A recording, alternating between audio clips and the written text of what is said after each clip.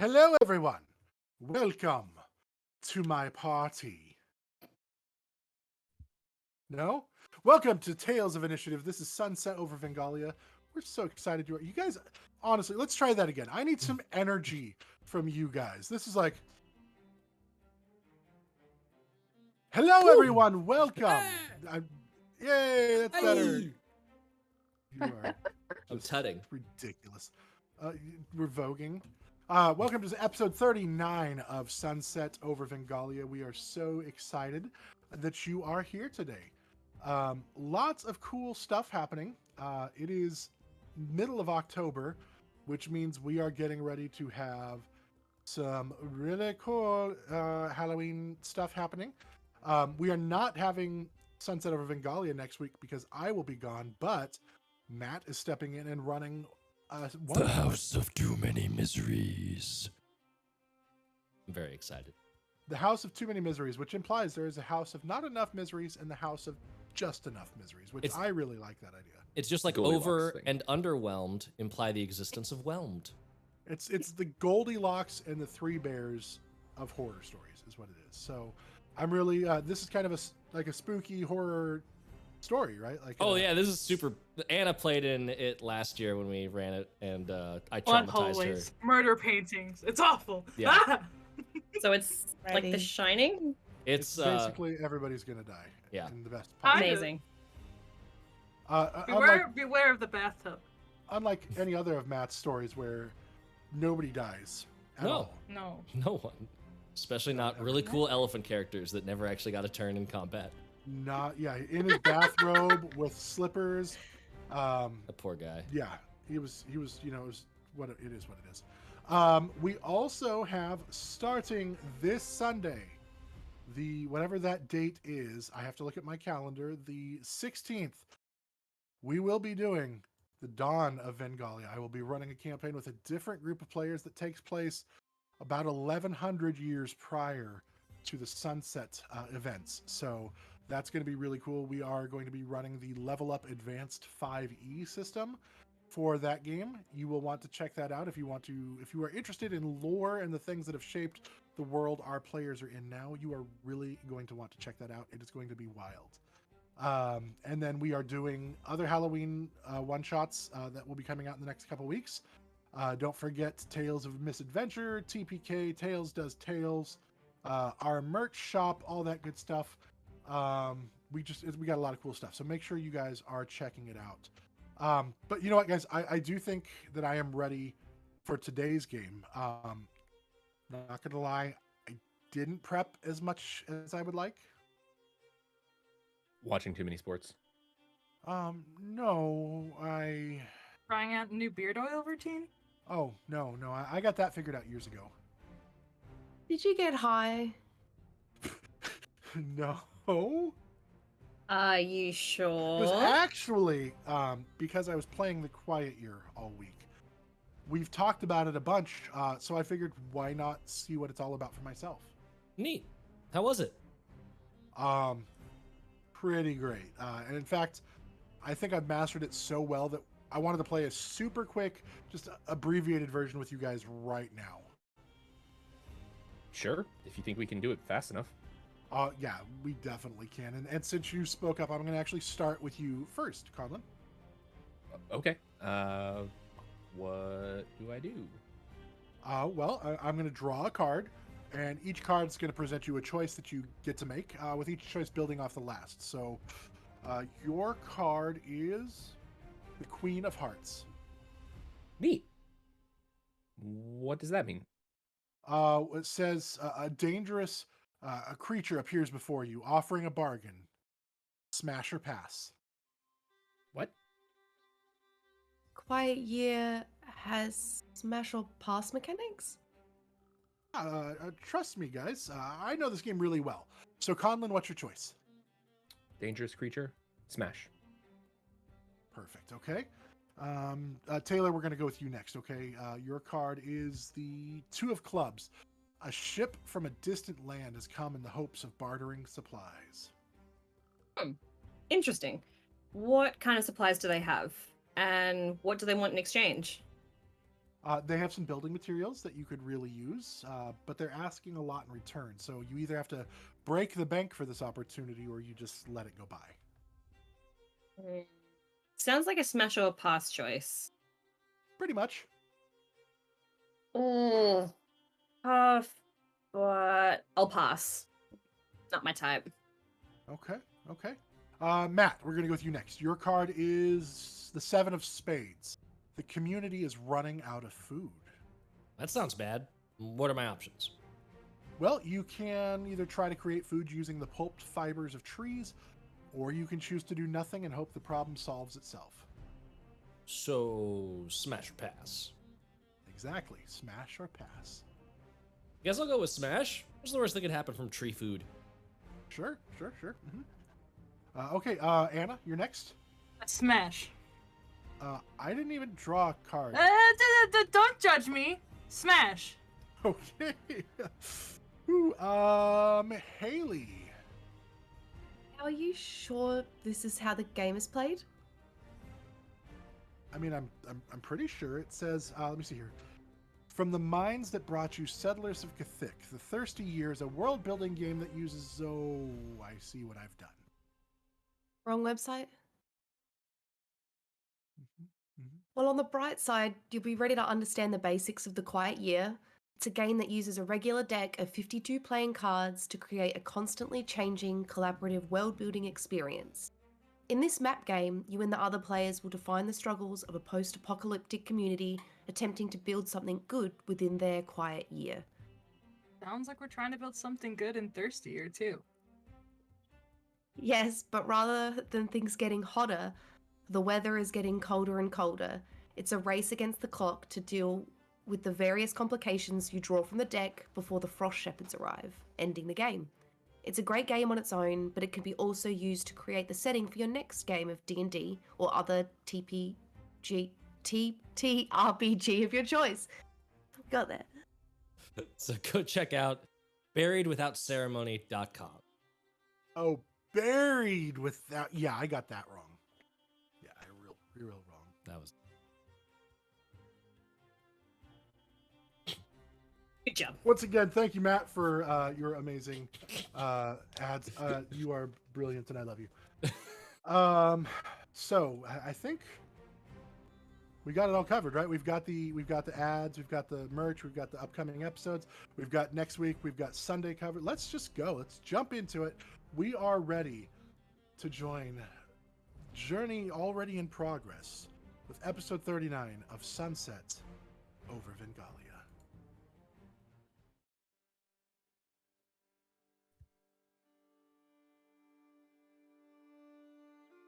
When last we left off, the heroes had made it to Seison and the self-named capital city.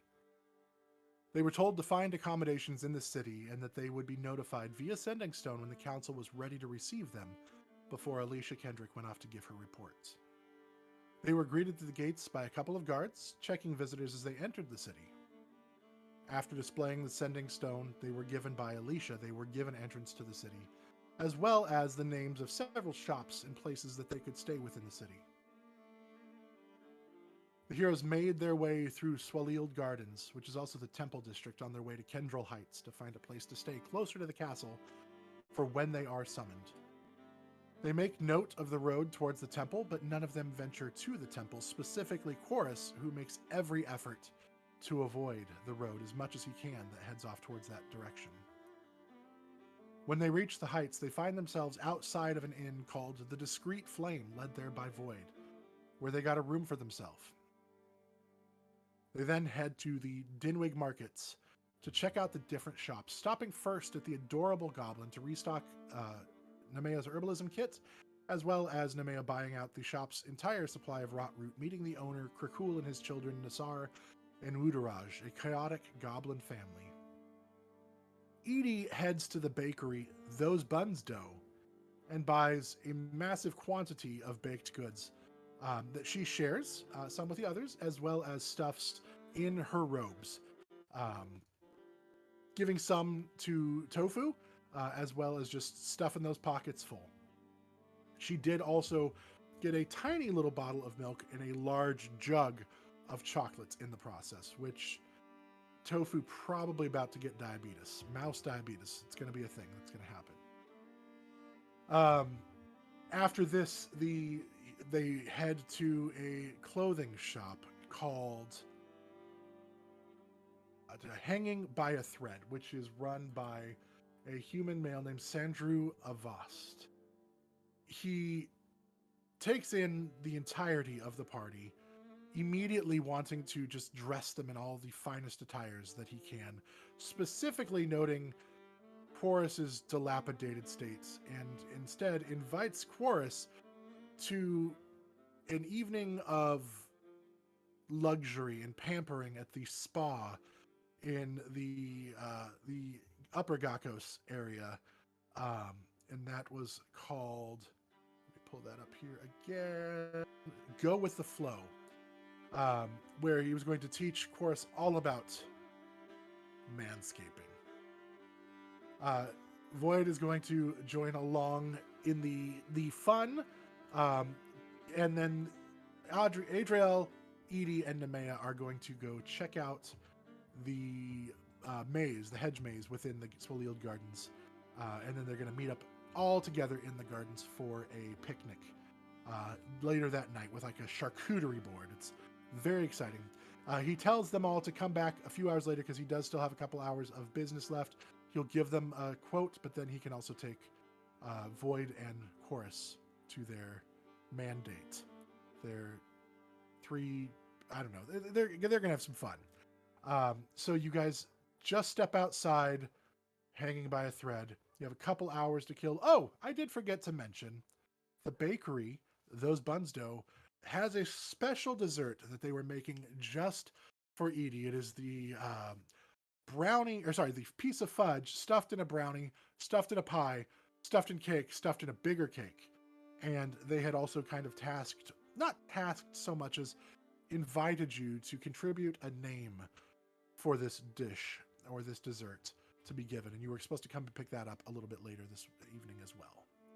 That is where we are picking up. You guys have just stepped outside, hanging by a thread. What are you guys going to do? That was a lot of fun. I like that place. Where should we go now?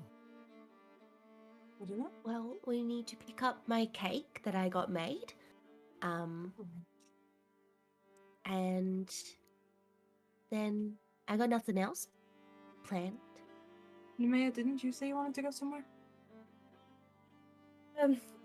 Yeah, there were a couple of other things I wanted to look at, but we've already made plans for tonight, so that's fine. We can do it tomorrow. We've got Edie, time. Yeah. Yeah, but by the time we go back and get your dessert, We can get the cake later. Well, how much time? Oh, okay. It's fine. I'm open to anything. Why don't we just look around and see if anything else catches our attention? Of course. I believe the gardens are open all night, if I'm not mistaken. It should be. Yeah, they are. Yeah. So we can wander through there until it's time to come back to everywhere. Sounds like a plan. Yeah. Cool. And course. Nemeia's going to re-thread her arms back through Adriell and Edie's like Adriell had tried to do prior, and just set off.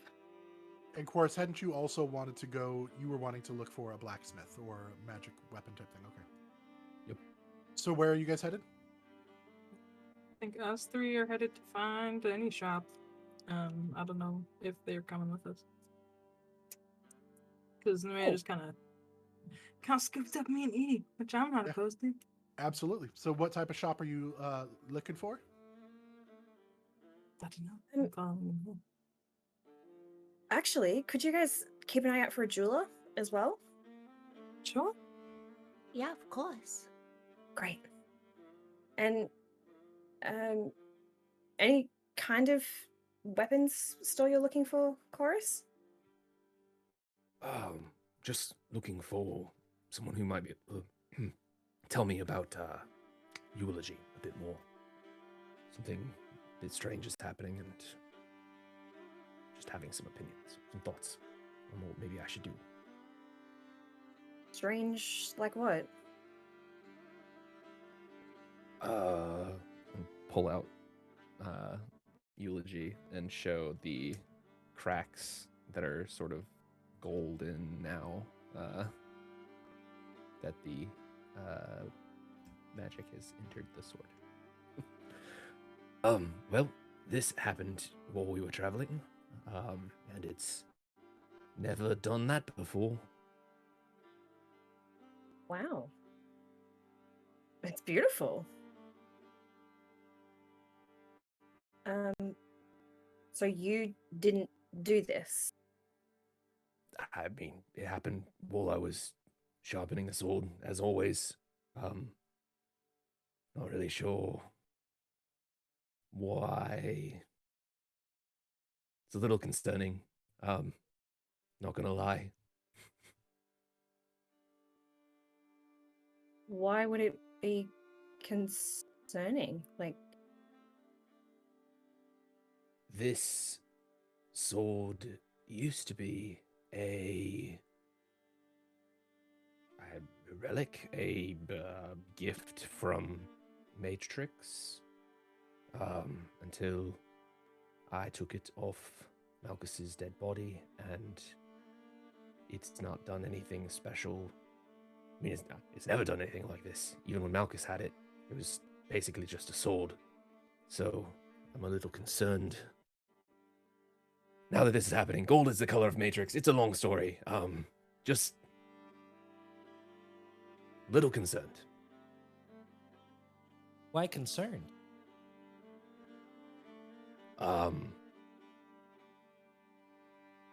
That is a part of my life that I thought I left far behind me, and the fact that it is showing up here with this sword, I'm afraid of where those hooks might get back in to me. If that makes sense. So even if Matrix was wanting good things for you, you wouldn't want it?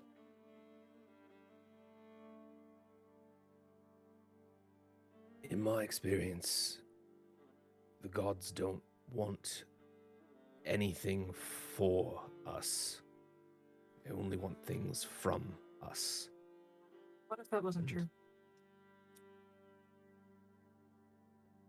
Then I've not seen it.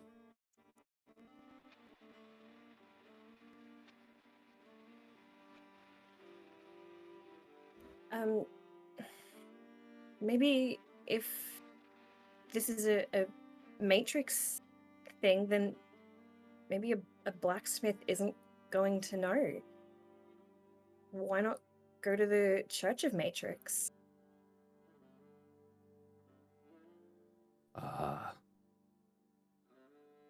Let's just say I don't get along super well with the temple district in general. What if And especially the Church of Matrix. what if I went with you? Or someone else went? I don't mind. I know the temple district isn't the best place. I understand. I'm a little hesitant to give up the sword right now. Perhaps we'll visit the temples after this makeover that I'm apparently receiving. Maybe people won't recognize me then. Cover up some of these markings, or I don't know. I'll figure something out. It's not a bad idea. I just don't have the best reputation here when it comes to temples. Can I ask you something, Quoras? Sure. If you do go, can you just keep an open mind about anything that they have to say? Because things and people change, even gods. And you have the power to walk away from it. Nobody says you have to take whatever it is that she wants. but she might also have answers for you. I'll take that under advisement. Thank you. Would it help if I examined the sword before we went?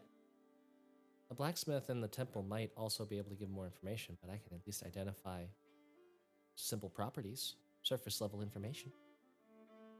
Oh, sure, that would be wonderful, actually. Yay! Hand over eulogy. Void's gonna pull out the pearl and start doing an identify just as we're walking. Okay. How long? That's 10 minutes? Yep. Okay. We want to find somewhere to sit down rather than just do this on the street. I can follow you out of periphery. It's okay. As you guys are walking, so you're staying together right now. Where are you headed?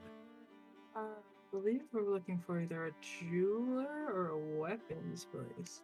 Okay. If I'm not Quoras, you'd remember that most of the blacksmiths are kind of at the corner wall, so you guys can head that direction, or you can specifically be looking for a jeweler who's kind of heading this up. Like, which one do you want to head for first, or look for first? You kind of have a vague idea where the blacksmiths are. You don't know anything about jewelers without asking people. I think we were sort of moving in the direction of the blacksmiths originally, Mm. so if it's okay Perfect. with everyone else, I will Yep. say we'll go that way. Okay. Yep. So you start walking that direction. It's a warm evening. Everybody's still out. The markets are very busy. Families kind of seem to come here for dinner or to have, like, you see some entertainment. In the distance, you guys all suddenly hear like pop, pop, pop, pop, pop, pop, pop, pop. And you look up and there's fireworks going off in the night sky. And you hear ooh, ah, and then you hear squeals of kids, mommy, mommy, and the kids start running towards it. One of them steps on Nemeia's robe as you guys are walking, causing the robe to pull back and exposes Nemeia for the moment in her tiefling form. And all the kids, oh, that! And all the kids start pointing at Nemeia. And the mom said, shh, no, come on. And they grab their children kind of protectively, and it's okay. No, it's okay. And kind of eyeing Nemeia suspiciously. She's just. I'm What are sorry. you doing? She's. Nothing. It's Edie, like- Edie stomps up to this woman. Why are you being rude? I'm not. There was no offense. Sorry, just it caught my child by surprise. It was nothing. Edie no harm. kind of like leans down. She's like, she's very kind and has a beautiful heart. There's no need to be scared at all. I believe you, but she looks like a devil.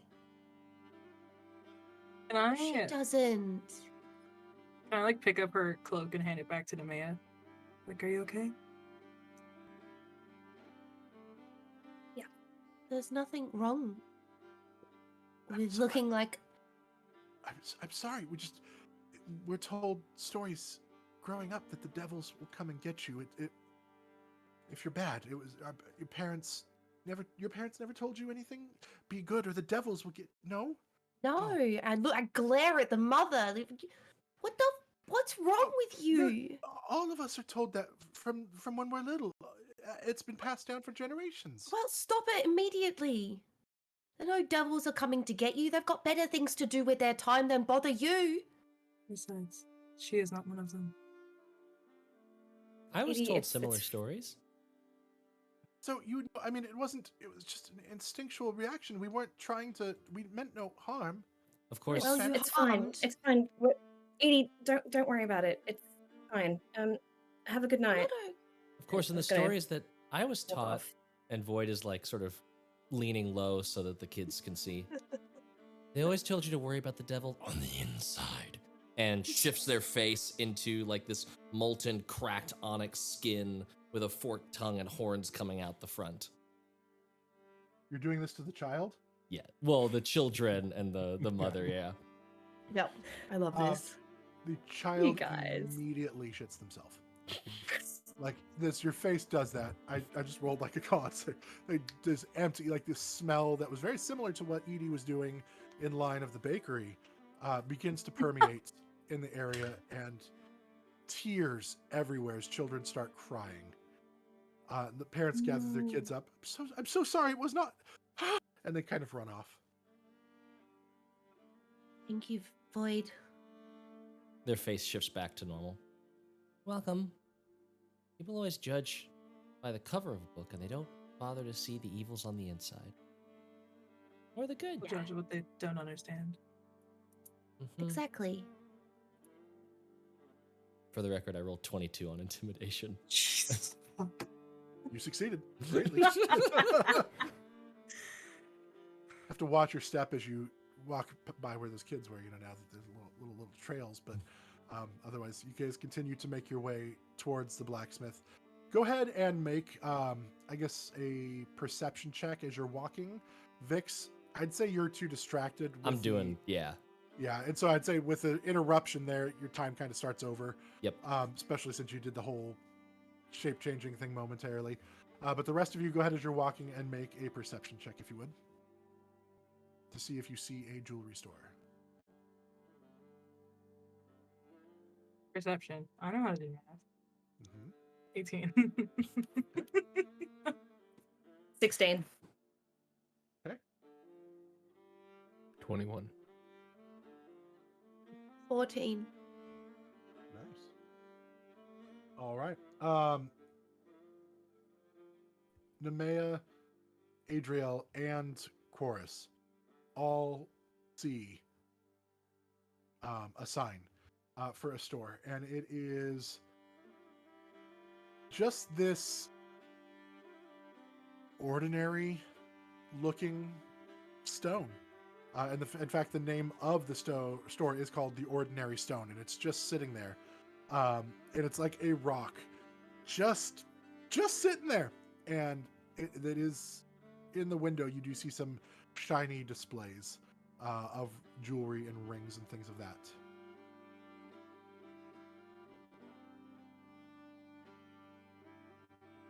This looks good. This is so pretty.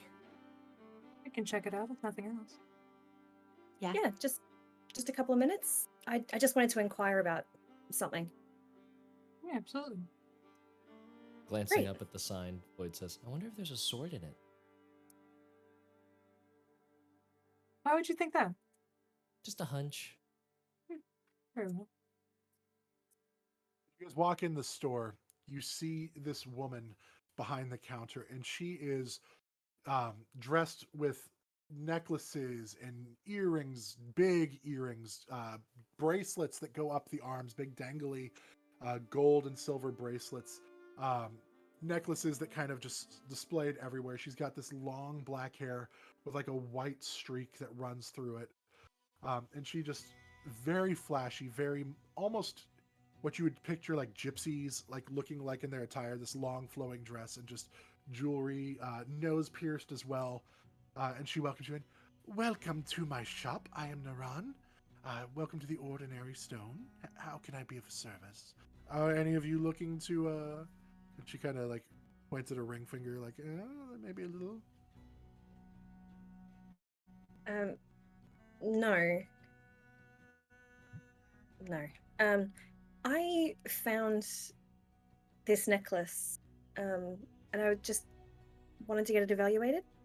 Oh, of course. And I'm gonna hand over the ruby and gold necklace that I found back in Lochhilbrant. Okay. She takes it and gets out like her little jewel examiner eyepiece, which I don't know what it's called because I'm not a jeweler. And gets all like close and starts. Like, I think it is just examining. that. It's just eyepiece, yeah. Yeah, it starts examining for flaws and see. Huh? This is very nice. You say you just found this. The previous person who rented the room left it behind, and I had no way of finding them, so Make a persuasion or deception check. I know it's true, so go ahead and make a persuasion check since you're not lying to her. 12. 12. Oh, wait. Persuasion. Persuasion. 10. Better. That's a negative. She's. We don't. Well, I can tell you the value, but we don't deal in previously owned merchandise without proper proof of sales. You understand, being a law-abiding store, we want to make sure that we are not moving in stolen goods. But I can absolutely still tell you the value. And there are, she kind of looks around, there are places where you can move these, but this is not that location. Oh. No, I just wanted it evaluated. Of course. Hey, I am not one to judge. I just wanted to be straightforward with you. Yes, let me... and she looks it over, and I believe I told you it was like worth 300 before previously, didn't I? I don't believe I have a cost attached to it. Where did we find this necklace? Loch Hilbrand in the inn, one of the rooms. Let me see. Nemeia found it with Rose when they were scouting the sleepy giant. Let me check Loch Hilbrand, and I might have some information there. Quick, go through the notes. In my notes, I have a beautiful ruby necklace on a delicate gold chain, found hidden yes. in the mattress of the Sleepy Giant Inn. It was valued at 100 gold. The ruby itself is valued at 100 gold. So threaded onto the fine gold chain, so we'll add another like 50 for that. So it'll be 150 gold after she looks it over. Wow, okay. Great. Thank you. Of course. Are any of you interested in any of my wares? And you see, most of it is necklaces, rings, earrings. It's very much a jewelry store. The sign is misleading. It's all very pretty, but this is not a high-end jewelry store. But it does have jewels and things like that. There are some loose stones and things as well.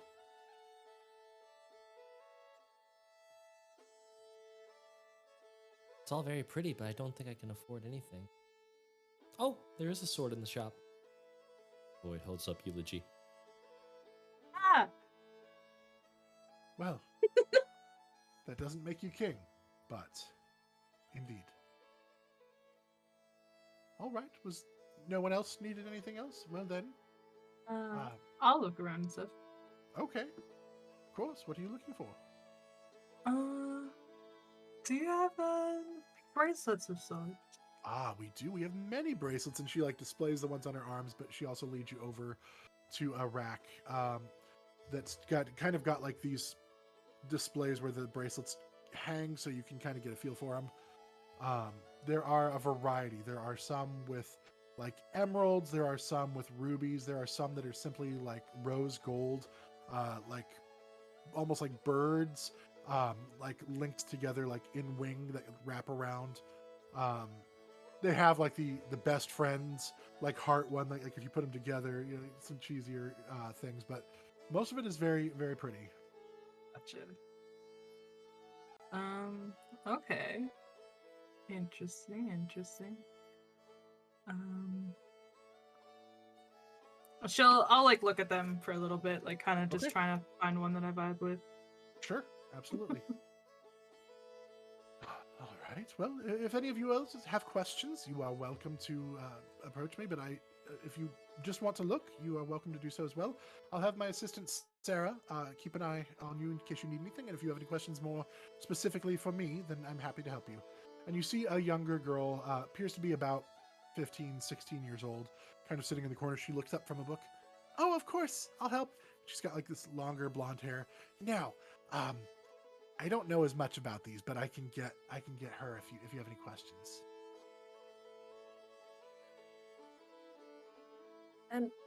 I'm all good. Did you find anything that you liked, Adriell? I think so. But I can get it. It's fine. Don't you worry. Did you need Naran again? If you're looking for something? Nothing in particular. And I'll like point out the bracelets and get those ones. Perfect. So Naran comes up to you, and you guys have a little quiet exchange, and you exchange some coin. It will be 125 for that. Perfect.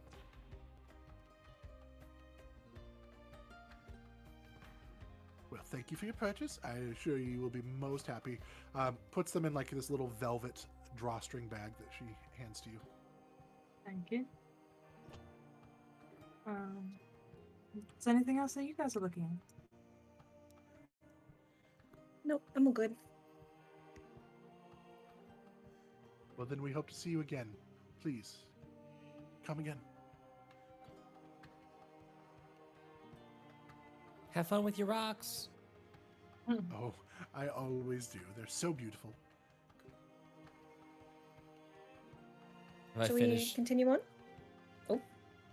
Have I finished the identify spell by now? I would say yes. And then, Quoras, if you want to go ahead and send him the information on what's there right now. And I didn't know if I could like boost that with a religion or an arcana check or any sort of insight into what was a mundane item getting like magical properties or anything like that. If there's any extra information I could provide to Chorus. Sure. Make a religion check. Religion check. Meow. Ooh, 19. Okay. I will message you directly. Ooh. Secret secrets. Void gets all the secrets. Secrets. That's just a void thing.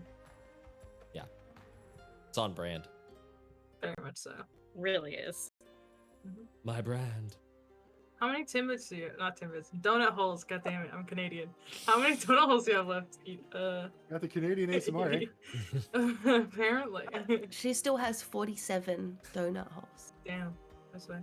This is my favorite inventory resource management of all times. Just buy copious desserts. Track them. I have a lot of dessert tracking on my I would love to see your notes. sheet of notes of just Cookies and cakes and pocket cake. Oh my. oh no. Oh my. Oh no. Rough. Alright, Do so you want a wizard. donut hole, Adriell? Is that? Yes, please, if you don't mind. Yeah. And I like just pull open the bit of fabric that I've tucked the sack All the- into. Copious amount of things. Yeah.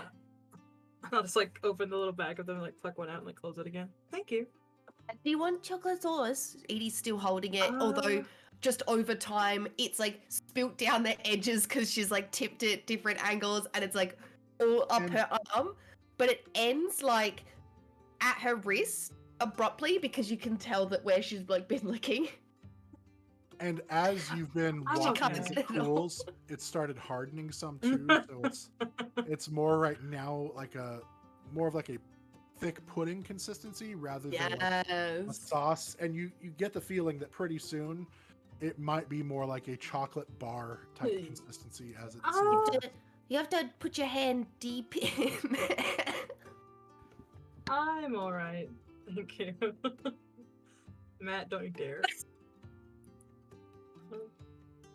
Resist the urge! Resist the urge! You guys Oh, yeah. continue on the way deeper into Sorry. the corner of the city, and you reach the, I guess for the lack of a better term, the hot part of the district. This is where they do the tanning.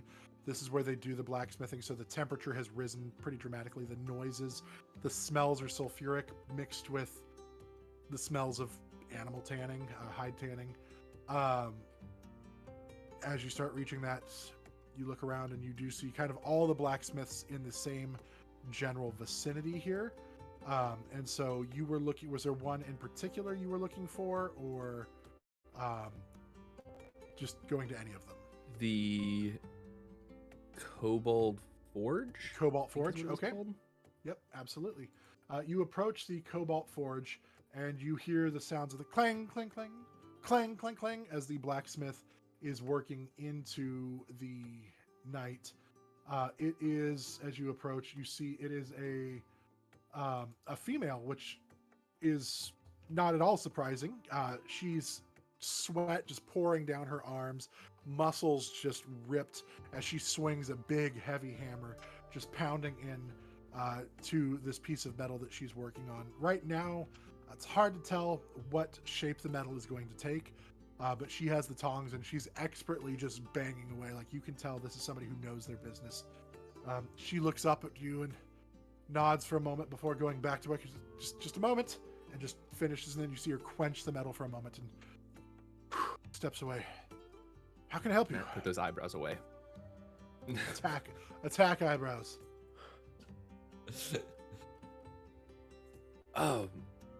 Yeah. Well. I have this sword. So do I. Void is done with eulogy now. Yeah.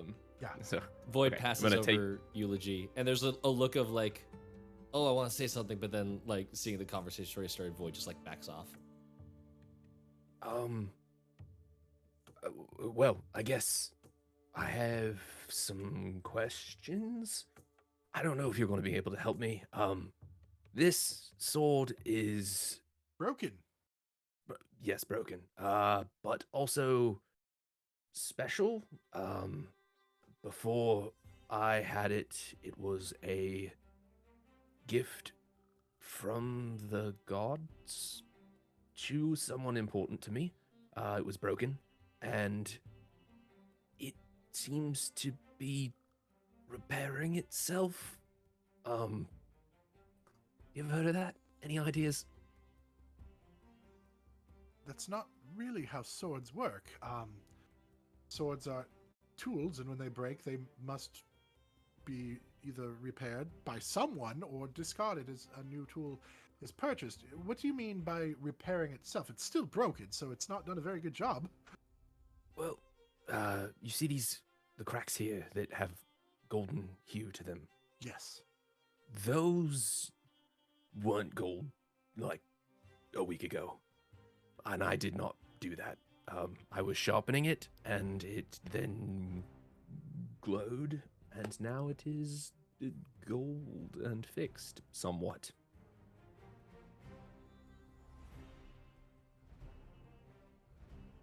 That's not possible. That's not how blacksmithing works. That's not how forging weapons works. What? Well, first of Tell all, me- anything is possible with our Lord and Savior Matrix.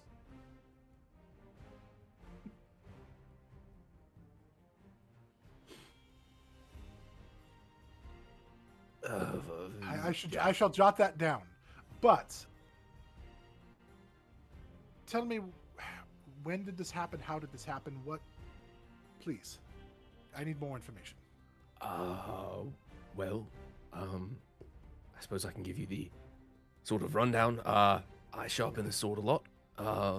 It's an important sword to me. I like to keep it sharp. It's, keep a good edge on it. However, the other day I was sharpening the blade, and I kept getting little flashes every time I'd run the stone down the blade, and then all at once it sort of became gold. It filled in with gold. I don't know what else to say. That's about all I've got. Is it possible that maybe you were sharpening it, and somehow some sort of like alchemical change from your sharpening stone, where it picked up maybe some gold essence from your travels, and as you were sharpening, you just worked those into the blade. Chorus pulls out the sharpening stone, and it's just like the cheapest, shittiest sharpening stone in the world. It's very clear that it has not ever touched anything as valuable as gold. I don't think so. And also, the sword feels a little different. It's more powerful. I don't know how to describe it. See, I do deal in making enchanted weapons, but I usually have the assistance of a friend of mine during those process. Perhaps you could speak with them. They might be able to give you more information than I can provide for you at this moment. Um, Sure. Whatever leads you can give me. This was a shot in the dark, honestly, to begin with. yes, So it is a friend of mine. His name is Chenwan. He does have a residence in town here. I suppose that we could maybe send you a note of introduction, and you can go meet with him.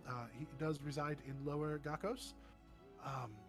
So if you have time and the wherewithal to do so, that would be a good place to start. He's the one that helps with my enchanting. that would be fantastic. If you wouldn't mind giving an offer, or a letter of recommendation.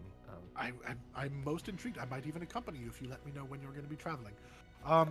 She gets a piece of parchment. She kind of goes into the back of the shop and scrolls out something, and you see she's actually using like a piece of like coal to just write out on this parchment, and kind of rolls it up. It's coal stained, and she hands you the letter. It's just, hey, these are people I've met. They have, come by my shop. It's a basic letter of introduction, nothing fancy, but yes, Chenwan would be a great individual to discuss this with. He might have more information, but you say this sword was a gift from the gods?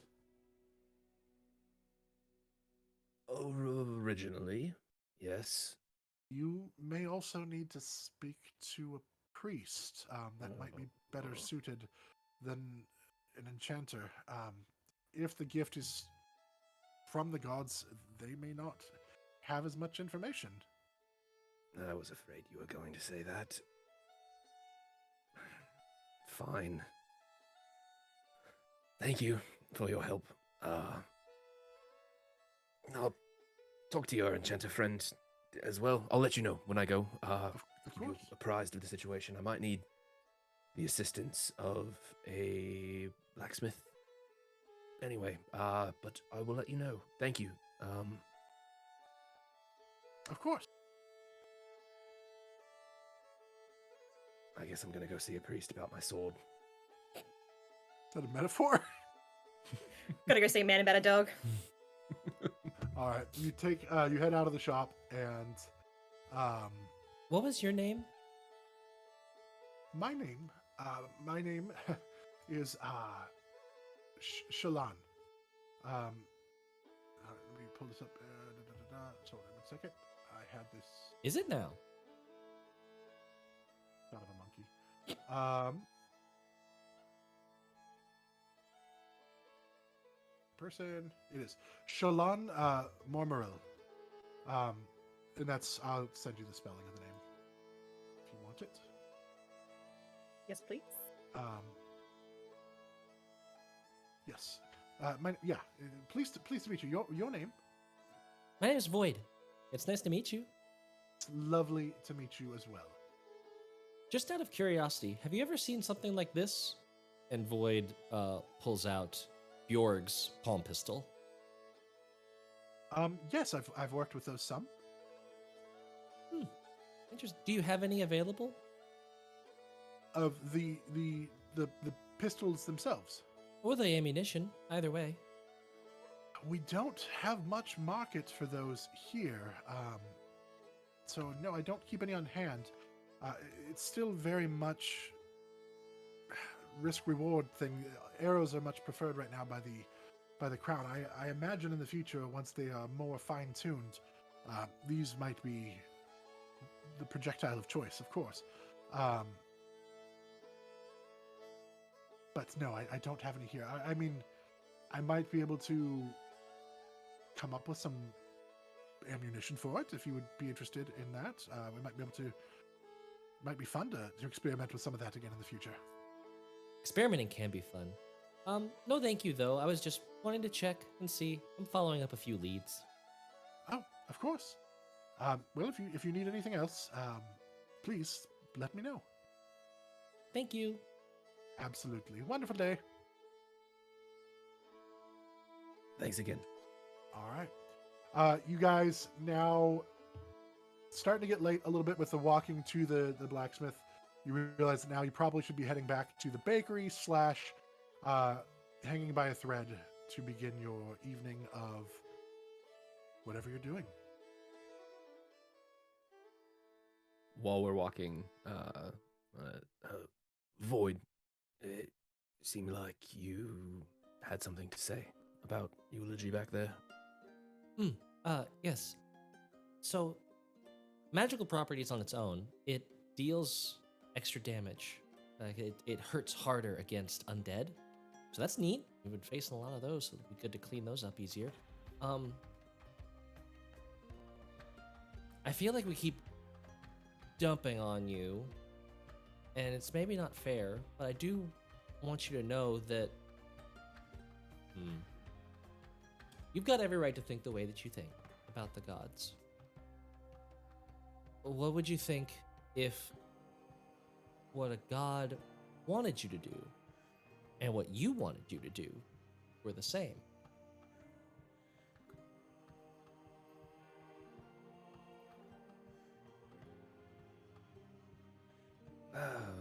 That's a good question. I suppose. Well, I mean, I've been in similar situations before. I've worked for small temples and taken on jobs like that. I suppose it's not that different, but would make me question what I want. That's what I was worried about. I think sometimes there's a bias against the message because of the messenger. Just keep in mind that just because you're being rewarded from a source you don't trust doesn't mean you're not doing what you want.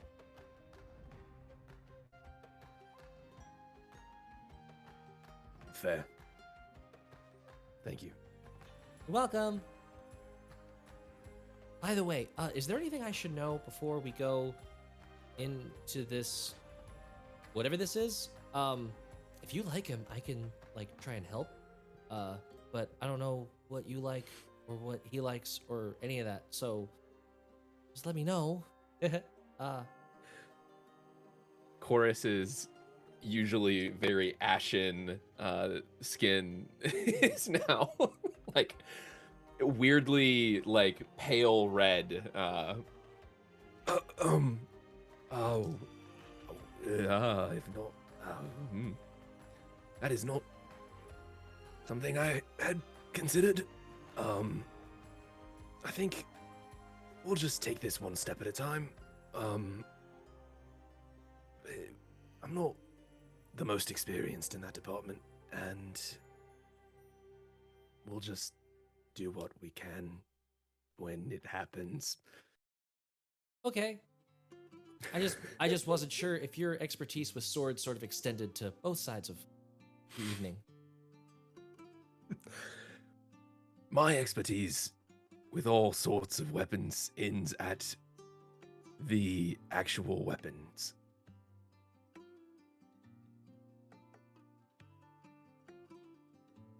You get back to the shops. Before we take that any deeper, Edie, were you going to head into the bakery? Or are you going to do that later? Okay. You head into the bakery, and they're kind of cleaning up and closing up, starting to get wind down for the evening. Oh, you made it back. I'm so glad. You're here for your dessert, aren't you? Yes. Oh, good. I'm so excited. Turned out really good. Did you come up with a name for it? No. Not yet. Okay. Honestly, Could I be Us- there? yes, Yeah. Void, with me. You need help naming something? Yes, yes. this dish. We're trying to make this like our trademark dessert. It's some fudge stuffed in a brownie, stuffed in some pie, stuffed in some cake, stuffed in a bigger cake. Ow. That's a lot of consonants. It's hard to make that work. It is. Off We the didn't top really of my think about it. Off the top of my head, you could go with the troubling trifle, for it is an affront to any sort of religion. There's Seison's Sumptuous Sortie. That comes to mind. That's got a lot of fun like that one. alliteration. That's always I good like for that one. marketing.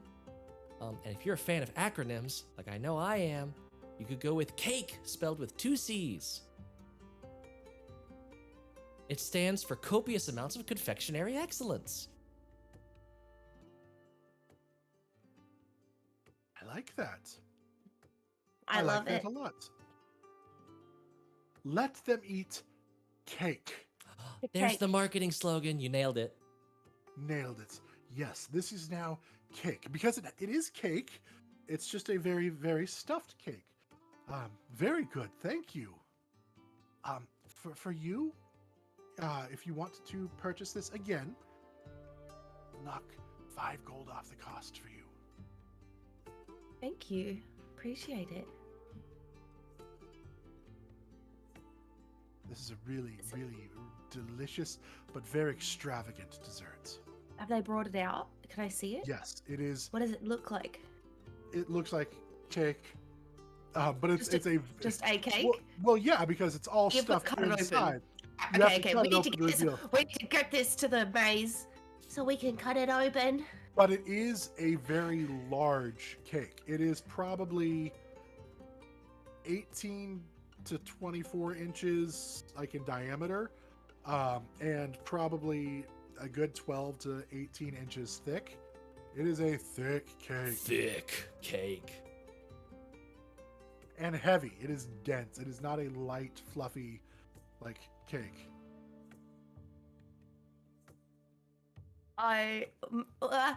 Do you have anything that we can put it in? Other than ourselves. Like there's a Yeah. platter, that you can carry it on, but not really. There's a little. She looks around. I don't really have anything. Most people just take it directly home. Their desserts. Okay. Hmm. But here's a platter, and she looks. A mixing bowl. A how mixing big bowl, and is she the kind of bag puts of the mixing holding? bowl on top. How And is cover it. The bag of holding. opening hole? It's like a satchel, isn't it? Yeah. It's not gonna fit. Damn it. Okay, that's fine.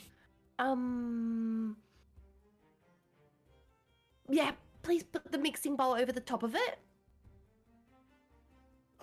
Sure. And then Edie rips off a huge square of fabric off of her dress, puts it underneath the platter and ties it up like a little hobo bag, and she's just gonna sling that over her shoulder. Carrying a gigantic cake tied together with like a platter and a mixing bowl. I love it. Please let us know how it is, and if you think of any improvements that can be made. It's literally chocolate on chocolate on chocolate on chocolate. The last cake actually is like a raspberry chocolate, so it's got like cut with some fruit. Ooh, But yum. it is all chocolate essentially. Let me know if you think if there are any improvements that can be made, if it needs more, anything of that. I could of let that. you know that. Have you got a broom? We do for sweeping up the shop. We have a lot of flour that needs to be swept up. Why? Do you just have one? Only one? Yes, that's all we've generally needed. Okay, never mind. Okay. Well, best of luck. Enjoy. Thank you. We'll see you Thanks. tomorrow. You said you were coming back tomorrow. Yes. Oh, actually, yeah, I will be back tomorrow. Hey, can I still borrow your broom? We have to sweep as we close up. Yeah, really? Make a persuasion. Everything looks pretty closed up now. Make a persuasion check. Oh, actually, I'm pretty persuasive. Yes. Oh my god. 24. She looks around. I'll bring it back. No, I fully believe that you would. Fine. You can borrow the broom for the night. Thank you. Edie It'll- threads it'll- the it'll let us broom get out of through here the fast. knot. It'll let us get out of here faster. That's more comfortable. No, Oh. she's just got. Oh wait! And she just drops the entire thing and pulls the mace out. I don't need to carry it. Threads the mace through.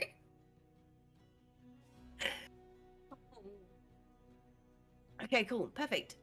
Bye. See you Bye. tomorrow. I toss back the broom. She almost looks sad that she now has to sweep again after like kind of being relieved at the idea Got of her getting hopes out of up. sweeping for the night. Now she's like, oh, now I have to sweep again. I cast like 3 or 4 prestidigitations as I'm leaving to like get the floor for her. She just like smiles so big at you as you walk away. See you You tomorrow. See you tomorrow. You guys make it back to hanging by a thread just as he is closing up shop. He steps outside. Well, I'm so glad you came back. I was a little worried about you. I know that you were a little anxious at this idea, but I think you're going to enjoy. I'm a little worried about myself as well. Why are you worried?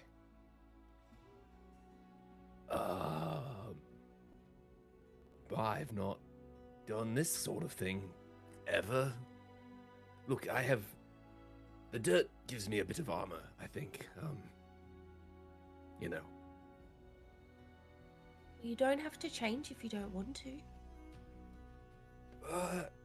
No, I think if we're going to be spending time in the big city, I should probably not stand out too much. And we are going to meet the council, which is terrifying.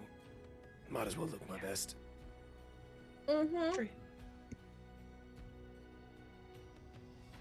All right. Well, Donut hole? Shall we go? Sure. we shall go, yes. I have my carriage just around the corner if you'd like. I can take us there. Yeah, that's fantastic. I was just gonna walk, so That would Easier have than taken a lot walking. longer. Yes. And the three of you, you are going to go to the maze, and we shall meet you there after our gussying up.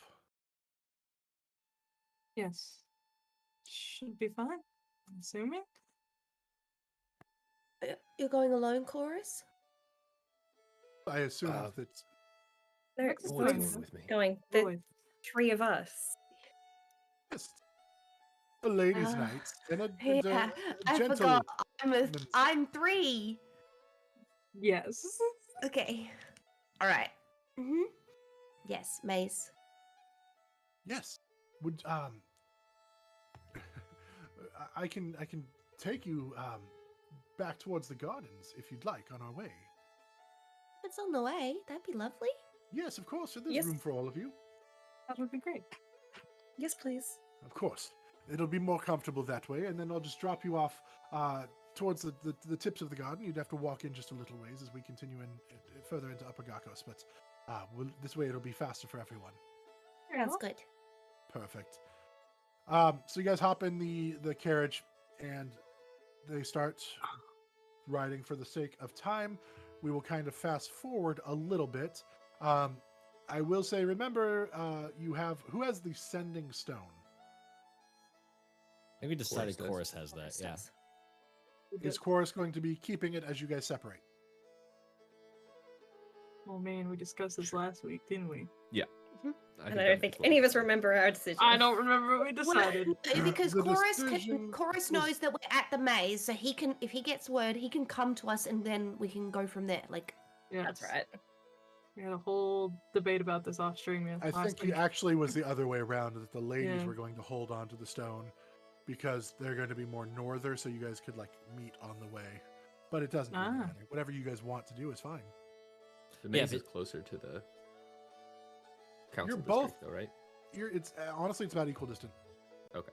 doesn't matter then. You're So you're either going- way, it's If Well, fine. you've got the they're carriage south. with you, then you keep the sending stone because you can get to Mm. us quicker. We can move the fastest. Yeah. Yeah. Perfect. All right. So glad we did this so efficiently last time. Indeed. All right. Go. You guys get there. They drop the ladies off at the northern edge of the Swallild Gardens. right kind of on the edge of Emissary Estates, kind of like that little switch through, and they continue on towards Upper Gakos. We are going to continue on with the gentleman for now, as the carriage moves in. Taylor. You guys reach. Takes another about half hour to an hour to reach the shop, the spa, as it were. Let me go ahead and pull that up again. The Go with the Flow. It is an immaculate building. The lawn, well maintained. There's lights and vines. Oh god, vines climbing up the walls. Just very picturesque. And the building itself is like brick construction. It looks very nice. You step inside and it is just white, like clean, like every spa ever. Just this clean, sterile white. There is soft music playing as you look over and you see like this string quartet just sitting there playing quietly. Not a piano. Not a piano. No, there's a. I was gonna get to that. Gosh. Yes, there's a little piano as well, apparently. I don't know. Anyway, you see behind the counter several people working there, including a woman who is wearing like white tunic, white trousers with like a white belt, and just this blonde hair kind of tied back in a ponytail. And she looks up at you and says, "Welcome to our spa. How can we help you?"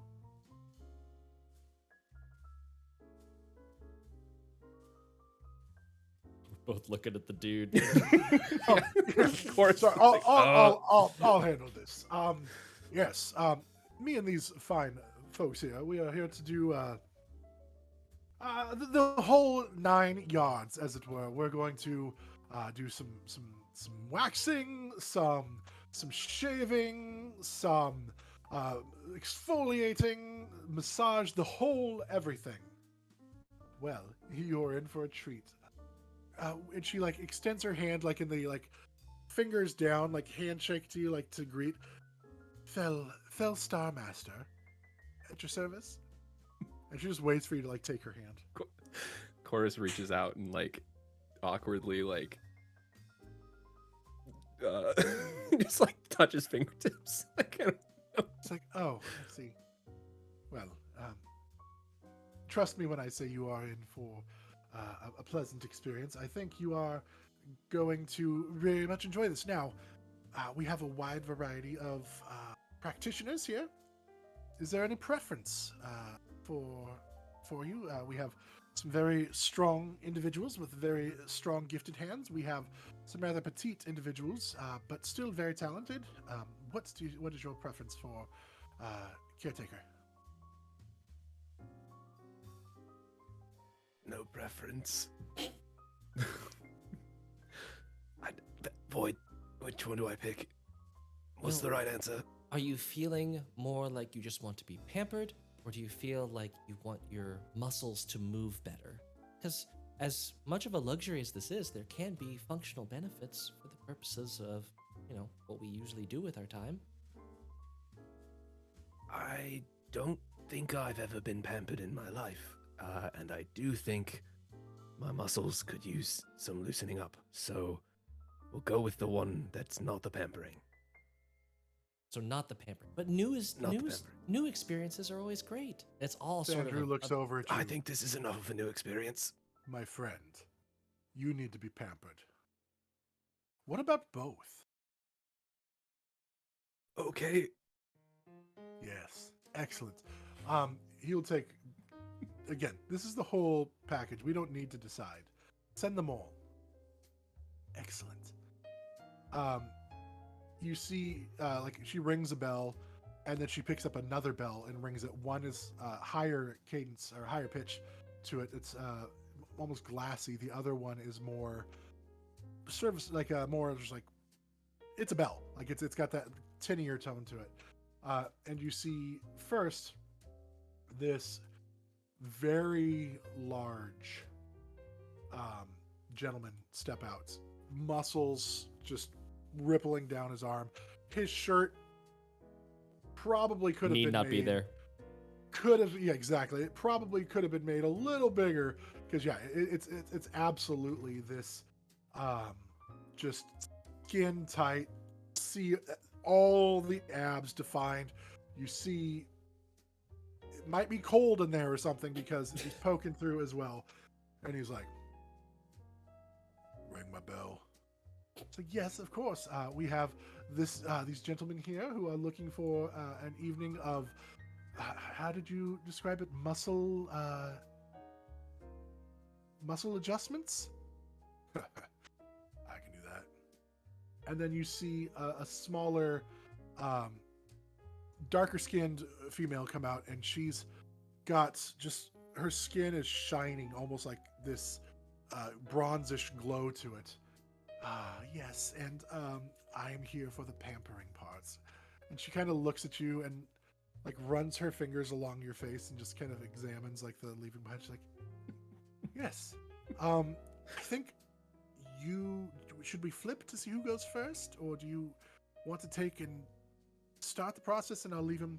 I think that would be better if you take him first, and then I will finish up to leave him feeling relaxed afterwards. That'll work. Come with me. Okay. I believe in you, Chorus. I think I don't. Are all of you coming, or is this just me and him? Oh, I'm in for this. I'm very much in for this. Please move my muscles as well. Yeah, if you can handle all of us, I'll also join in. He leads you back to the back, and you go into this room that is not as sterile looking. This is like, he's like, take off your clothes and put on a robe. And he looks at your clothes, Chorus. He's like, you may just want to leave. Like there's a trash can too. If you want to get rid of any of that, this is a good spot to do that. Otherwise, we could try to launder them, maybe. Do you have a spot to leave like armor and weapons and that sort of thing? He points and there's a locker, like several lockers where you can kind of leave your belongings. There's a key in there that you can keep for yourself. That way nobody else has access to it except for you. Great. Chorus like gets off the armor and puts just like the chainmail and the leather armor in and kind of like starts to look at the rest of his clothes and is like, yeah, all right. He just throws him in the bed. Like his like linen clothes that he wears underneath are just, you can just tell they've got like, I mean, the number of times that he's been just stabbed alone, like they're barely there. You did eviscerate that one giant zombie giant. Like, Yep. Yeah.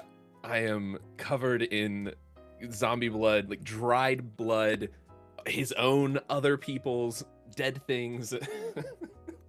Lots of just stab marks. It's been great. He, after you deposit them, and then he leaves back out. Can we get somebody to like just burn this? Just like burn it all. We don't even. It's gonna, please. And you. That's probably a good idea. You look over and Sandrew's already just stark naked. He's like, yes, this is time. This is time. Let's do this. And he looks over and he's like, it's good to see you again, Johnson. So glad that you were working tonight. I wasn't sure if you would be here. He just kind of nods. That was Chonson, Chonson. Johnson. It's like just a fancy. Just like, I was honestly expecting Sven. yeah, how you doing? How you doing? He leads you from there into a soaking room where you can kind of start working the grime off. There's even like scraping sticks to like clean as much of the stuff off. There's like a progressive series of tubs. There's like the filthy start scraping, then the light, and then the last one is actually like lavender scented to kind of like sweeten your smell up. So you work your way from tub to tub to tub. And each tub has, it's almost like sandpaper. There's progressive finer grits as you go to work your way off. And this is like part of the exfoliating process. So he has you soak in the first tub, and it is hot water, like hot water. Almost hotter than any of you can bear. Quoras, you actually with heat, fire resistance are fine. For Void and for Sandrew, it is very slow, like kind of thing as you lower yourself down, and then you kind of moment. But finally you all get in and you soak, and he's like, make sure you dunk your head, get the whole body. Way ahead of you. Void, by the way, when disrobing was very like quick and clunky and awkward, and their physique looks almost unhealthy levels of thin at the moment. But you do notice that they, Horace would specifically probably notice that their skin is a shade more like sort of pink and skin toned rather than like silver toned. More like when they were Vix and not Void. Yeah, and Chorus, I think this is the only part that he's not awkward about. He's like, clothing doesn't matter to him. He's just like, yeah, whatever. You lived in the woods for a long time. Perfect. You guys get in. Johnson comes over to you specifically, Chorus, seeing everybody else. You good? Do you need like any assistance here? I can get your back. That's part of the package. Do you need me to get your back? That's probably a good idea. I'm just... And Chorus looks at the water that is just like black. He takes the stick, and you see it's kind of like L-shaped, and he starts like scraping row after row of grime. Like there's like a little bucket next to the tub, and he like slings it in there and kind of goes down your whole body, like helps get under your armpits and in between all the crevices. And you want to move that to the side there? Thank you. And continues to just fling it, and then he goes and repeats the process with Void as well as Sandrew. And you guys move through, and each time he's there to help you guys with the scrubbing, and the loofahs again work their way from a very rough, firm, abrasive to a very soft, fine, and you finally make your way to the last tub. Your skin is softer, it's smelling better. He's like, all right, now it's time for the muscle adjusting. And he just like cracks his knuckles and just like, just all of them up on the table. All of you. All right. On the same table? Is No, it one table? There's 3 tables. They're just stacked. He's just gonna crack Same everyone's brainwave, back at Haley, the same thank you. time. Literally all of you. It's like Stacked on top of each other. Just The people's elbow of massages. It's actually just a wrestling ring. There's some ropes around the side.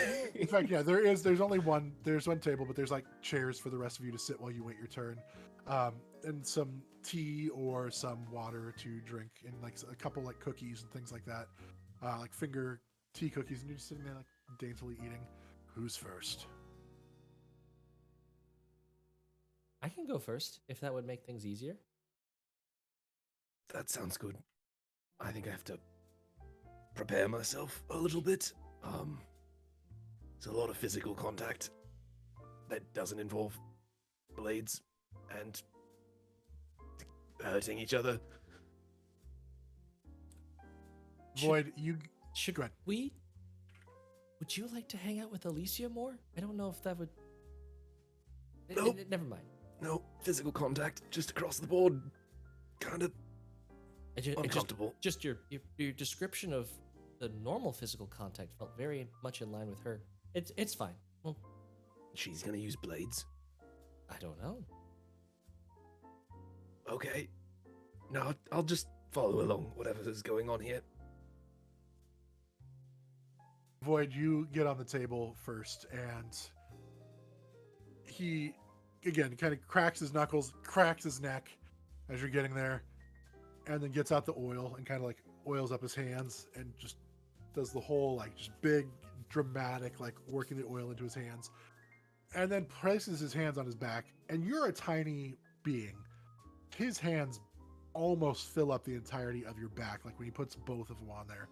And he just starts like manipulating and rubbing and like squeezing and just doing all the like. This is a deep tissue massage. You're kind of a fragile guy, and you're not wearing any armor. Go ahead and make like a con save. He's supposed to be helping me, not hurting me. Oh, he is. He is helping you. It's just I want to see how well your body handles the helping. Mm-hmm. Yes, this builds into the narrative we've been constructing.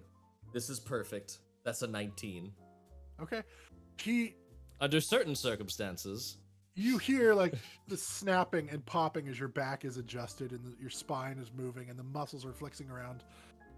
There's probably some moments as he like shoves down like all the breath like escapes from your lungs with a push. I think he probably has a weird moment because at a certain point the muscles and the bones and stuff are moving too much.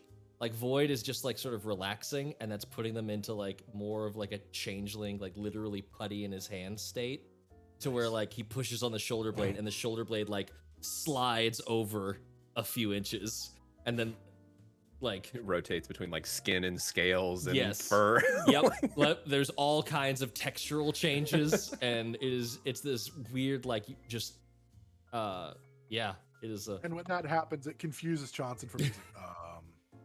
Oh, that's Like Play-Doh? that is totally normal. Just I'm in a relaxed state. Just keep doing That's- what you're doing. It's excellent. That's never happened before. Totally fine. All right, and he keeps going back at it. As that's happening, Oh, there comes the Savas- tail. Hold on, it's okay. No one panic. Sandrew looks over at you, of course. He's just eating a cookie and like kind of dunking it in his tea. This is quite exquisite, isn't it? Have you ever been treated so well? Every muscle in Chorus's body is currently tensed. And No. I don't think so. No, never been somewhere like this before. Well, when you're done here, you're going to want to come back all the time, I assure you. Void, he finishes up with you, and then Johnson looks around. Who's next? Void gets up from the table and like their body has become a pancake kind of. It's in this weird like triangle shape and then like cracks and slowly compresses back into a normal shape. Thank you. Of course. Who's next? You? Points at you, of course. Or do you Sure. need this guy to go? Nope, I can go. That sounds great. All right. Oh up on the boy. table. My turn. Chorus like really awkwardly and stiffly just like gets on the table and is just full like standing like arms locked in at his sides. Every joint in his body is locked while every muscle is tensed. He reapplies the oil. He's like, just shakes his head at you. If you stay that stiff, this is gonna hurt. And he just like presses down and immediately like cracks like all the vertebrae in your back with a single like forceful push, and starts working your muscles and just rubbing the oil into your muscles, and like it's almost like wrestling like a toddler, like forcibly like grabbing your arm and trying to like bend it to where you can use it. And, you're like, and working all the muscles down, works down your legs, your back, the whole body. What's Quoras doing during this time? I think after the first like back crack, Chorus just melts. Like, he's still very uncomfortable, but like, he's like sitting there telling himself in his head, like, this is good for my muscles. Like, I'm gonna be more limber. I'm gonna be able to fight better. This is fine. This is a lot of human contact, but this is fine. Okay. He's like sort of muttering under his breath, but he is relaxing more and more as he gets into it. And you do find that some of the stiffness from battles and things that you've experienced starts to loosen up as you work the muscles, and maybe some range of motion that you haven't had in quite some time starts to kind of come back. That old stab wound or that bite wound or that fall from the second story of a apartment building, any one of those things, has lingered. I think at one point, like, his shoulder cracks really hard, and he's like, "Oh, yep, that was the window jump. That's not been right since back in Brittlebane." Works his way through you. Eventually, you are completed with this part of it. Sits down, and Sandrew goes and has his turn. While he's going, Void is sitting there now, able to enjoy the tea and cookies and things, and you're back. Anything that you guys wish to discuss at this point before moving on to the next part? So how was it?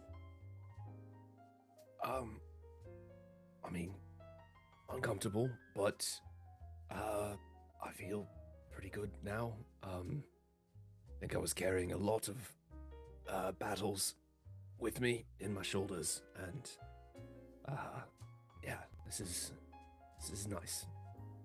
Don't know that I'll ever do it again, but it is nice.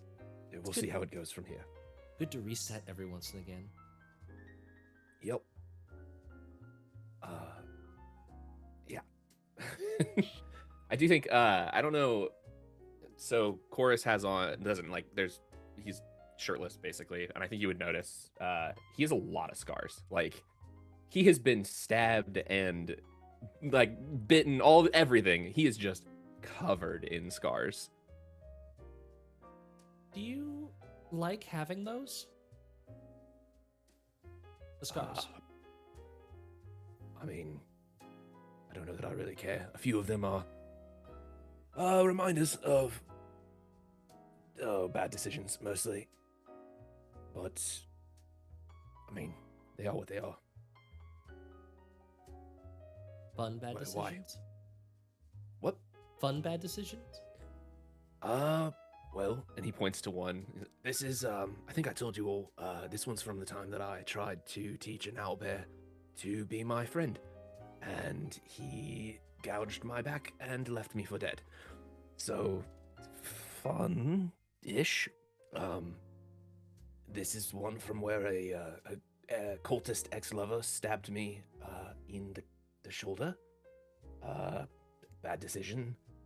This one is from an arrow from a god's bow. Also a bad decision. And he's got one like pretty big scar down the front of his chest. And this one is from when Malchus died, and that might be my worst decision. Your decision or fate's decision? The gods' decisions? I think it was them that led me there. Do you think fate is a god? I don't know. I mean, maybe. This one was Matrix, though. My visions came from her.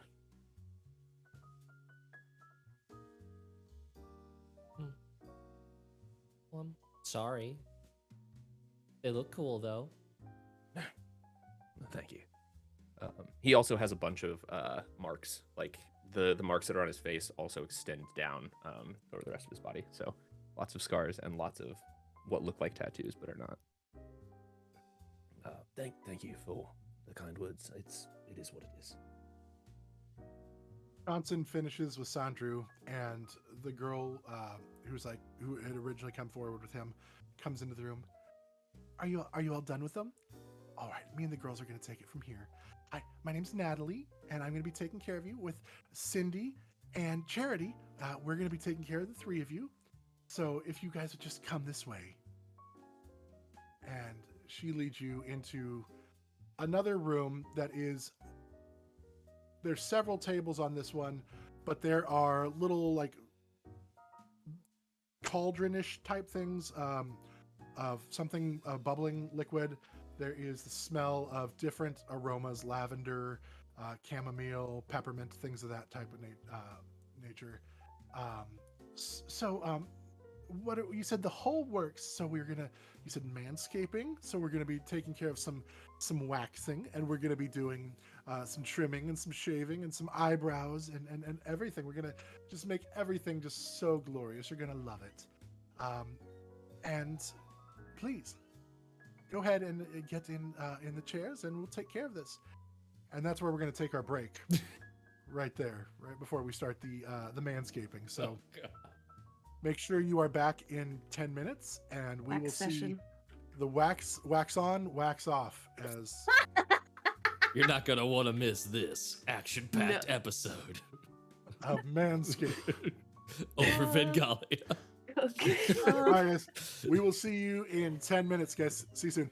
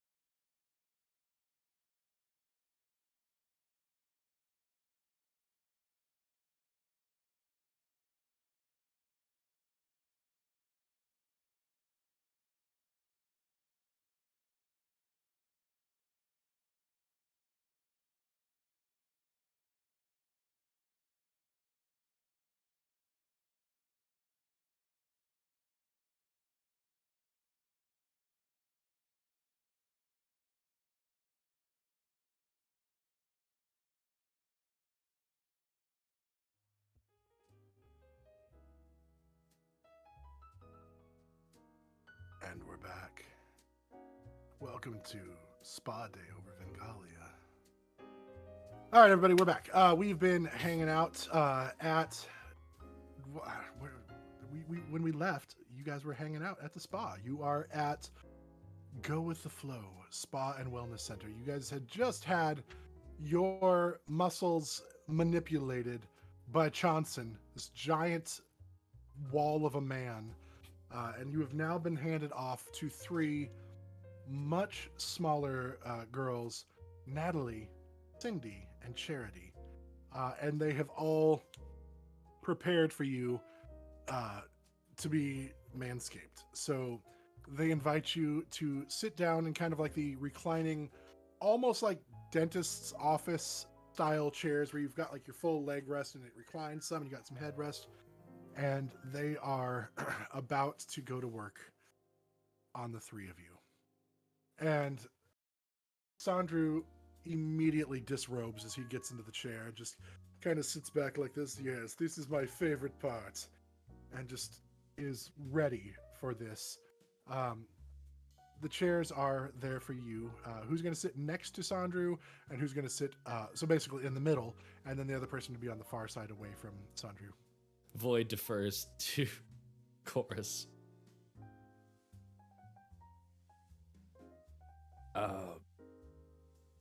Come sit. No one's going to bite you here. That costs extra. Seeing Okay. Chorus hesitate, Void will step into the middle seat. You're in for a treat. Cindy is very good. So, actually, on that subject, Johnson seemed confused, so I imagine this will probably be confusing. I don't actually need a lot of the sort of hair and maintenance treatments. Could we instead just focus on like little micro massages on my fingers? I use these a lot, and so it'd be help to work out some of these tiny little pops. It's amazing how much tension just hides underneath there.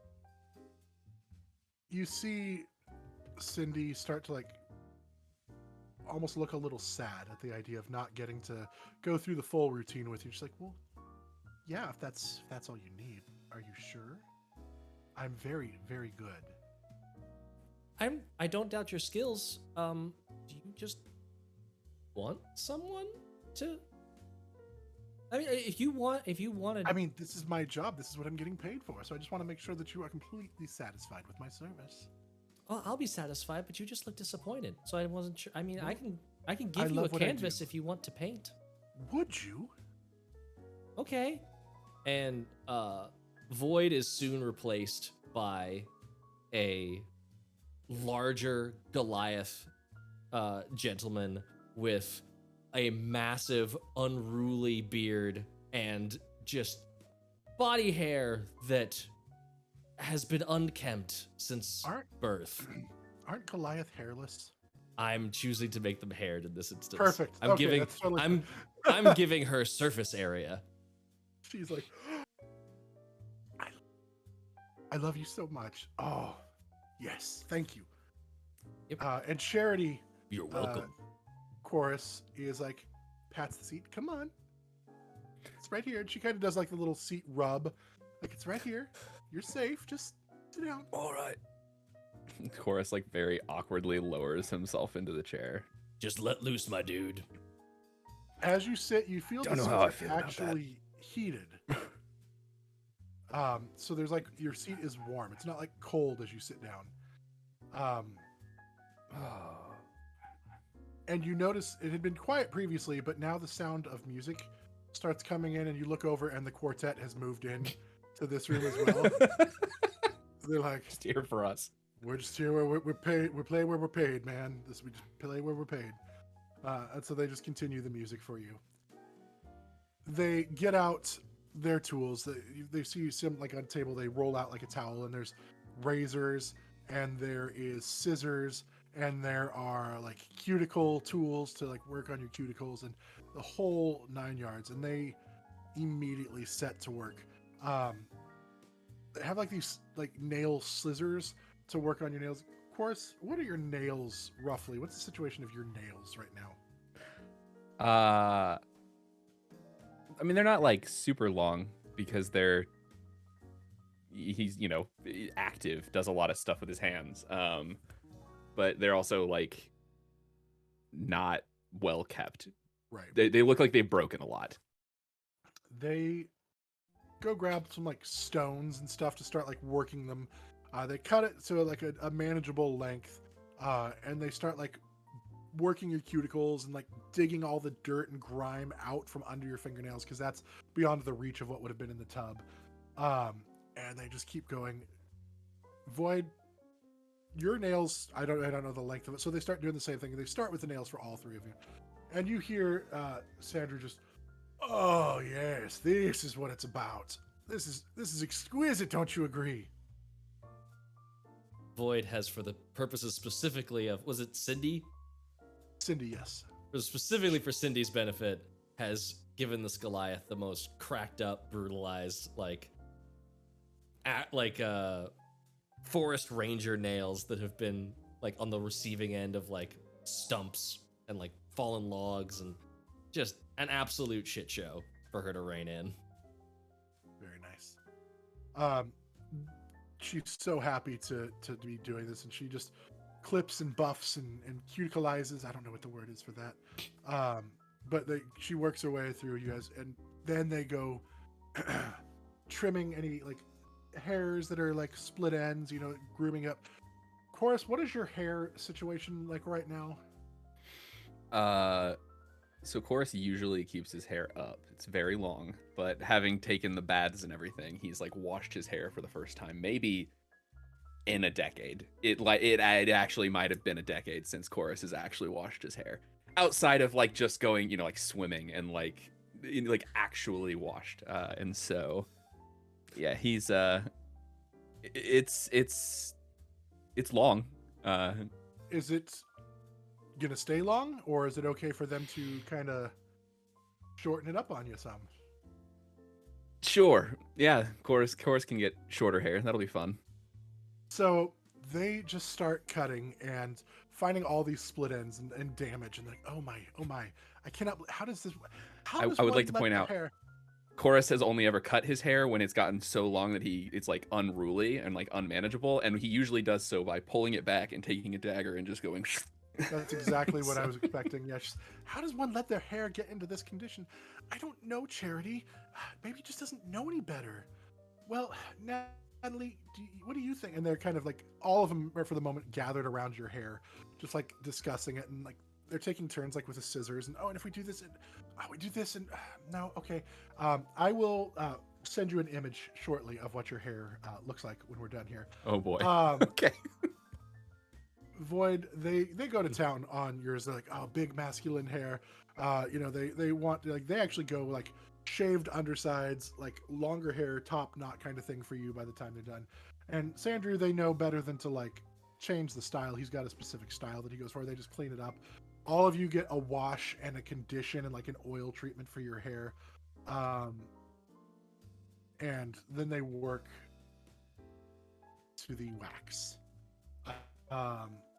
They look and they're like, oh my, like they're both, like all three of them stand around Void at the moment, just drooling, because like this is gonna be fun. The forest occasionally requires a good clear cut. And they wax, they pour, like that's what's bubbling in the cauldrons is some hot wax, and they get their strips ready and lay it on and just ripping them off. Your pain tolerance probably doesn't change much with the shape. So go ahead and make another con save for me. That's an 8. This time, I mean, there's no physical damage that you take, but I imagine there's some probably higher pitched screams than the shape and form would indicate at this moment. Would there be... Oh, quite enough. All right. That was fun. We're done with that one. I can take care of the rest. And the hair just like vanishes. They almost get a sad look on their face, but then they look at the hair that's on the strip and like, worth it. It was definitely worth it. Good job. And they kind of... You got your one good one. That's enough. I'm going to go have some tea. They continue on their process, and Sandrew just like, don't forget the crevices. Yes. And they do the whole full body wax, essentially removing all body hair. Chorus, what is the body hair situation? This is so much more thought than I've ever had to put into Chorus. Not good. He just a wild child. He lived in the woods for a decade. Like he's not well kept.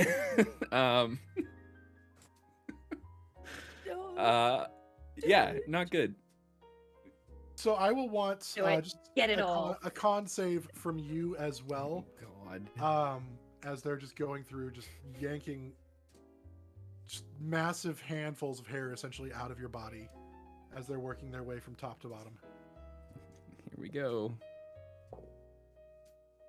It's a 15. Okay. You handle it much better than Void. There is some moments. The pain of getting your hair ripped out doesn't compare to being stabbed, bitten, fallen off buildings, but it is Been stabbed a lot. You've been stabbed. It's so much worse. It is a different kind of pain. It's not, you feel this in your soul. Like, especially when they start getting to the nose hairs and like plucking the nose, like they wax your nose hairs too. That's unhealthy. You're not supposed to do that. You know what? They don't care. You have a forest. There's no OSHA here. This is about beauty, not health. That's right. As they And pain is rip it out, for a moment, your soul leaves your body. Almost, it feels like they see that moment where you like, oh, he's dead, and then you come back. They finish up all of you, and then they go over everything with some lotion and oils, working it into your skin. They do the fine finger massages per Void's request, as well. This part is what I like.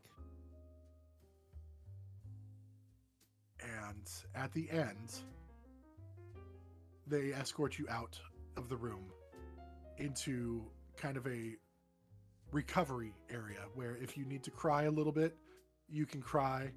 If you need, any new clothes, there are some like basic, like tunic and trouser, kind of almost like scrubs. Just some very basic, lightweight materials that you can wear. And your stuff that you did not put in the locker has been brought there. If you had left any clothes out, cleaned as best they could, armor like cleaned and polished as best they could, and left there waiting for you. Anything that is locked up is back in that original room because you guys have the key for that.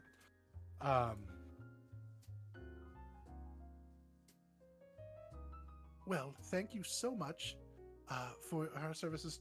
Charity's like, I hope you'll come back again to you, Chorus. You're a project that I really I'd love to keep working on until we reach your completion. I think you could be something special.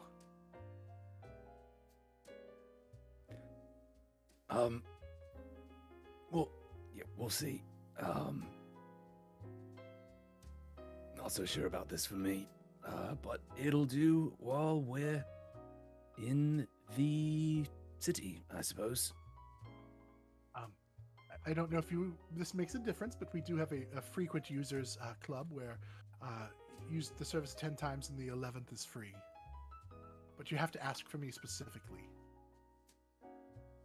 Well, I don't know that we're going to be here long enough for me to come 11 times, so...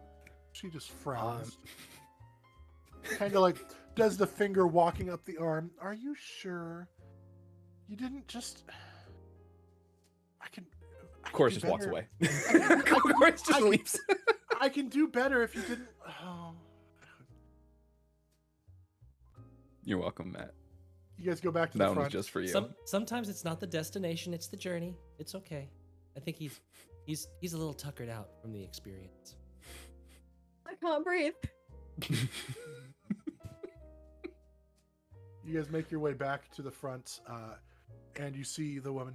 Well, I hope you enjoyed all your treatments and your services. Let's see, there's 3 of you for that. No, I've got myself, my dear, but they are...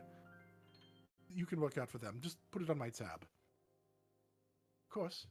She takes out a note and writes it down. Now, for the 2 of you, you had the works. So that will be... Technically, it didn't do as much. No, it's a flat rate. 4 gold for each of you. So a total of 8 gold. Let's see, and then, but of course this is, I mean, up to you. But the tip is usually nice, but it's up to you. 8 gold for your services. I pass over 10 gold and just Void, I've got you. Thank you for coming with me. I appreciate the support. Thank you. You're welcome. Well, suppose we should go meet those ladies now and show them the new you. What do you think? What should I? Oh, I guess actually we would have made this decision beforehand. Chorus doesn't have any clothes. Well, like I Just said, got they had armor the now. clothes. They had the clothes for you. They're Okay. basically just the scrubs. They're very similar to the what they're wearing.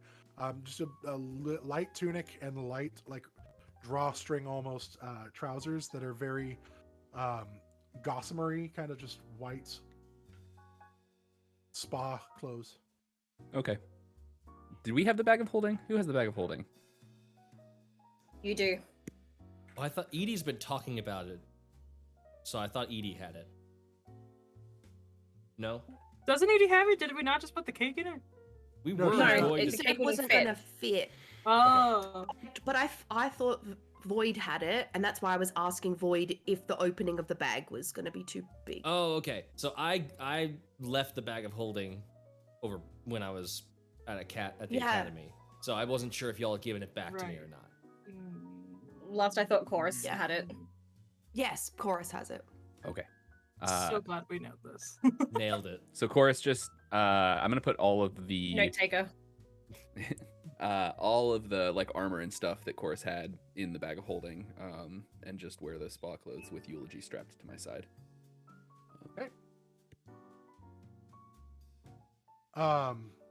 You guys head outside, and whatever you paid, make sure you mark that out of your inventory, and you get in the cart or the carriage headed back towards the gardens.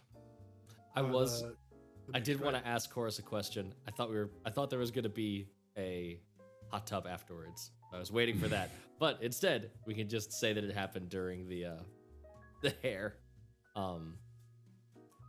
Chorus,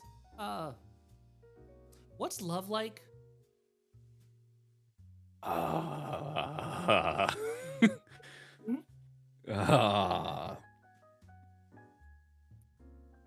Do 'Cause you? Oh yeah. You said you had a one of your scars was from a lover, and then you talked about, well, that was the alcohol, but you did say something about another one. So I was just, you've had love. I was just didn't know if you had a way of quantifying it. Well, fun fact: the one that I mentioned while we were drinking and the one that stabbed me are the same person.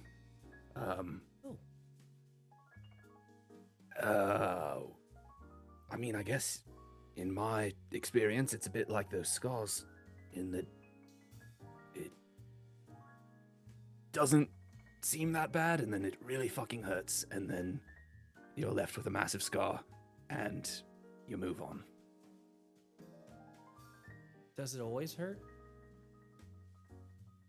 In my experience, yep. What's it feel like before it hurt?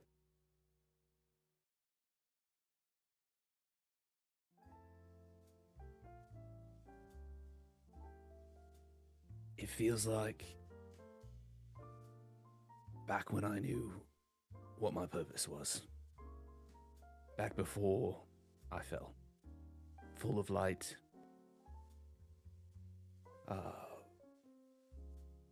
And just happiness. I imagine it's what you feel with your god.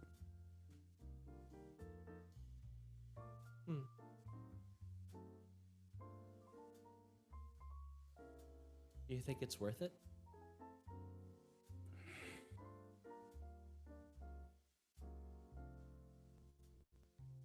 Yeah, it is.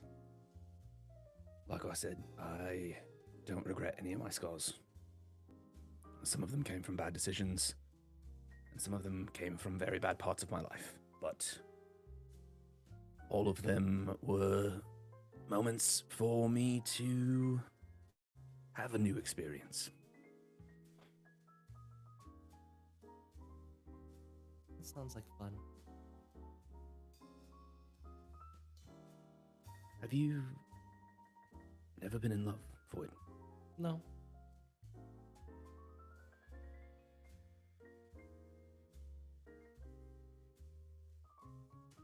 What about very close friends?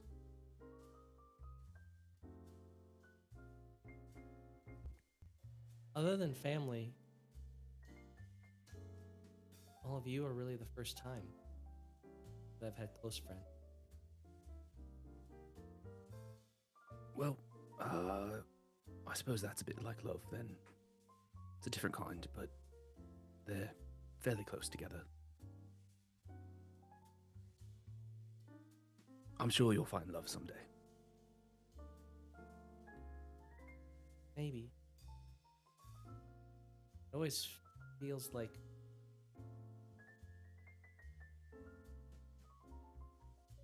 I'm a mirror that needs to show people what they want.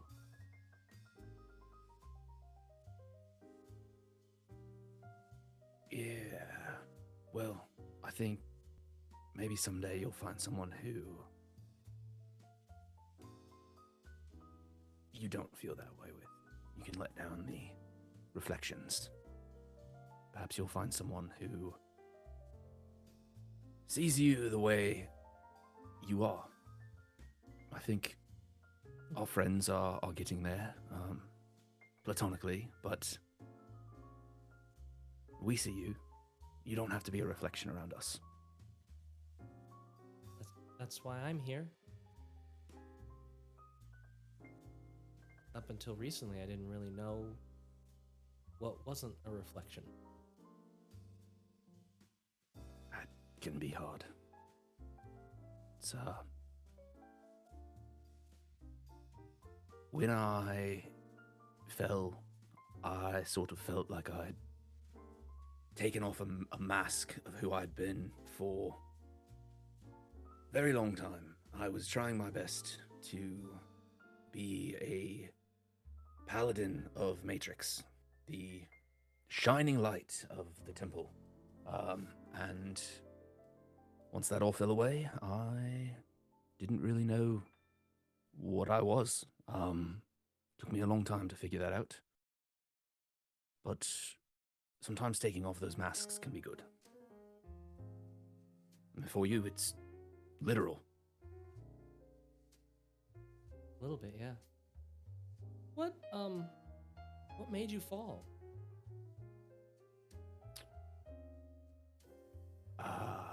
You don't have to answer. I realize that's probably pretty No. and- Well, I was raised in a temple, to Matrix, in an orphanage. My friend's brother, another orphan, was killed, and it was my fault. And so, after I woke up from that battle, I had lost my light. I don't know why.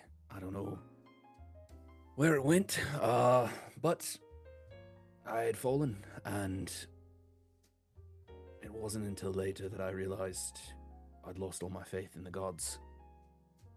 But at that point, I knew I'd truly fallen.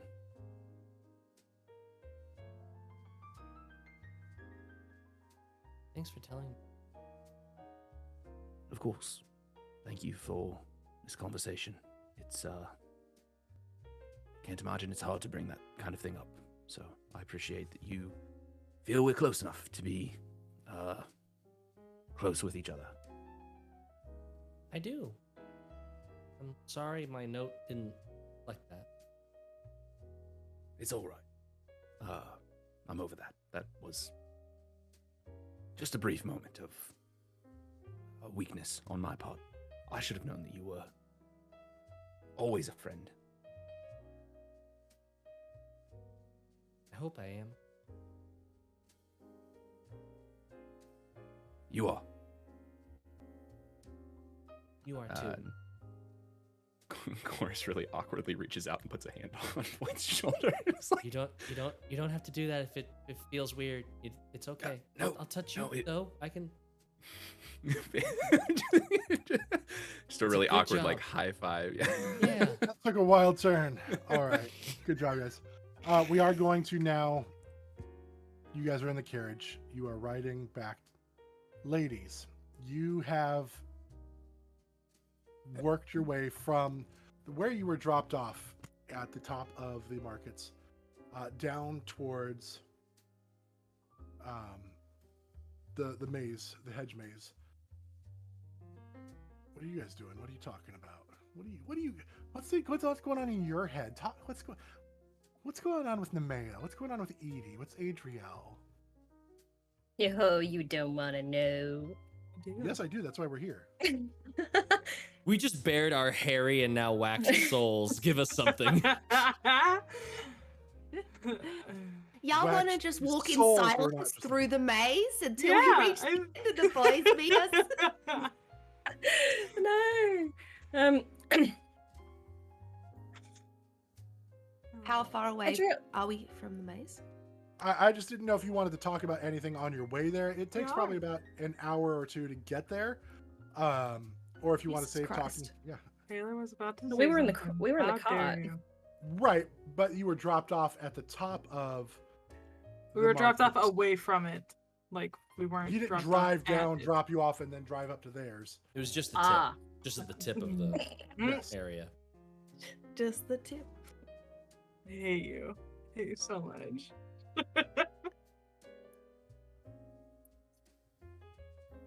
Adriell, have you done the maze? I mean, I used to go through it quite a lot when I was younger. I haven't done it recently, obviously, but yeah, I've done it a few times. Cool. So you'll have a general idea on where to meet everyone? Yeah, yes, of course. You ready, Edie? Yes. Yeah. Oh, actually, why don't we make this fun? Yeah? How's that? I'm gonna grab onto Edie and Adriel's hands. Yeah. Race it to the center and just book it. No. Yes! Oh, so So, start running. Are you just running through town, or are you thinking you're at the maze? Oh no, yeah, like once we get to the maze. Mhm. Okay. I will say the two of you know this because you lived there.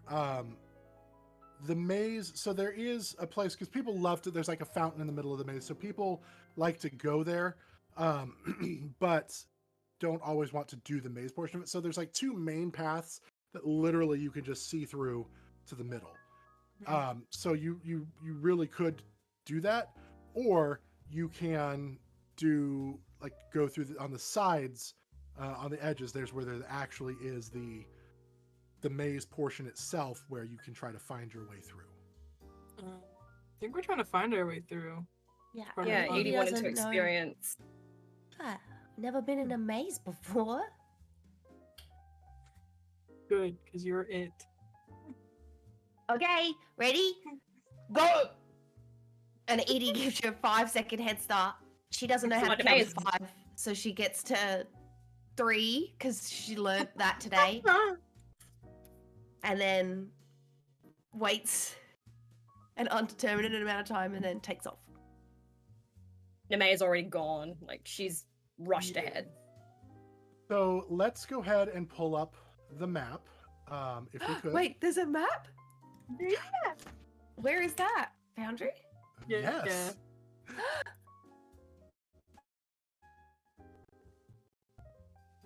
I'm in the hedge maze and it's not showing me anything.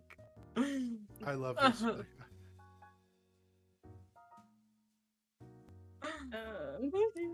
Don't. All right, and so which side were you guys going to come in on? I can't see it. When There's it nothing. Oh, because you don't have loads. tokens. It's not going to load because you don't have tokens. Or Ah. it will load you, but you won't see anything because you don't have tokens. So right, left, right or hold on. left? Whichever entrance was like the closest I to where we don't walked down. know. I You would have been still- coming down central. So just pick right or left. Oh, so we get to choose what way we Uh, take off and run Which down. way you're starting from, correct. Left. I'll peel off or right. Then. Well, no, Off. you have to enter at the same You place. have to unless- enter at yes. the same point. So we'll go left. Understood. Got it. Well, that's the way I took off. So, Yes. Adriell, Nemeia, Edie, and for the sake of the display, Vix, I'm going to drop you in the corner. Can you put me in there so I can see what's going on too? Sure, Yes, I Chorus. know. Why not? I'll just put Thanks. everybody in there. Perfect. You guys Chorus arrived isn't just in time allowed to to cheer do that. everyone on. All right, so you guys should have the location of where you are at right now. Yes, sir. So go ahead and. We're I rolling think- initiative? What's happening? Yes, I do want just you running. to roll initiative. Can if you Aw. roll a disadvantage if she's waiting for us to run first? I also Yeah. am carrying Well, a no, huge I cake won't say. I bag. won't say that she's rolling at disadvantage. She'll just go last. Fuck. Okay. Okay. I already rolled a 3. Hey. Bruh, I So only rolled a 6. 4. Pro tip, Oh. Anna. Pro tip. You could give your vigilant blessing to yourself and have advantage on that initiative roll. Thank you Twilight for telling me. clerics. Thank you for telling me how to do things so I forget that I can do. Aha! Aha! Edie, also make a perception check for me. I lied. That's a I'm going to 7. change dice It's because only they're not playing slightly dice less with me bad. at the moment. Fair enough. Perception? Yes, please. A 5. Excellent. As Adriell shoves you, kind of throws you off your count for a minute, or Nemeia, and then shove you and run off.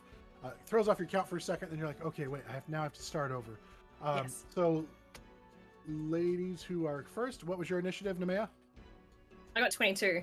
And Adriell? 7. Perfect. That works out well. Then Edie, you're just going to go after. But go ahead and roll initiative because you're starting after them. But I'll say maybe your reflexes were faster. But just because you decided to wait doesn't mean you won't act sooner. Yeah, I got a 6. Okay, so it worked out just perfectly anyway. So Nemeia, you run off first. Go ahead and do whatever you're going to do. Man, I tell you what, wings are a huge advantage in a maze, but you are also wearing a cloak and everything right now.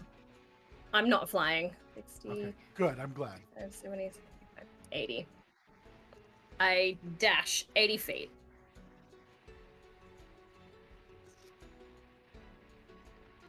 All right. Damn. All right. So you run ahead 80 feet in there. Dang. Can you see the whole map already? That's not helpful if you can see everything. Yeah. Oh, well. Yeah. Because it's a maze, so you're supposed to possibly get lost. But I guess if you can see everything, it is what it is. Dustin, one of these days I'll teach you walls in Foundry. I would really appreciate We're gonna that. nail it. Yeah, please do. Yeah, because I was like, oh, I'll put fog of war on there and everything, and no, it doesn't help if you see everything. Yeah. You're doing As you so ran good. by there, You're the best. I love Nemeia, you. the path that you ran down, you passed the beehives that were mentioned previously that they keep the local honey in. Make a dex saving throw as you rush through in a haste. You disturb a bunch of the bees. Ah, shit. Get a bee in your bonnet. Even with advantage. Thing in your funnel. Yeah. 7. You end up with a whole bunch of bees in your hair, and instead, as they're swarming all around, you stop running. You can't run any further for that moment, as you are completely swarmed by this hive of bees that is now just around your head. That will end your turn. Adriell, you are up. Cool. I am going to run this way. And then we're going to go this way. And then we're going to end up here. Yes, I counted it. I'm just making sure you know I which direction I went, so I totally didn't believe it. I run through appreciate the that. hedges. Thank you. I really appreciate that. Edie, you're up. He has opened her eyes at this point. Does she hear Nemeia screaming about bees, or was Nemeia silent about the bees?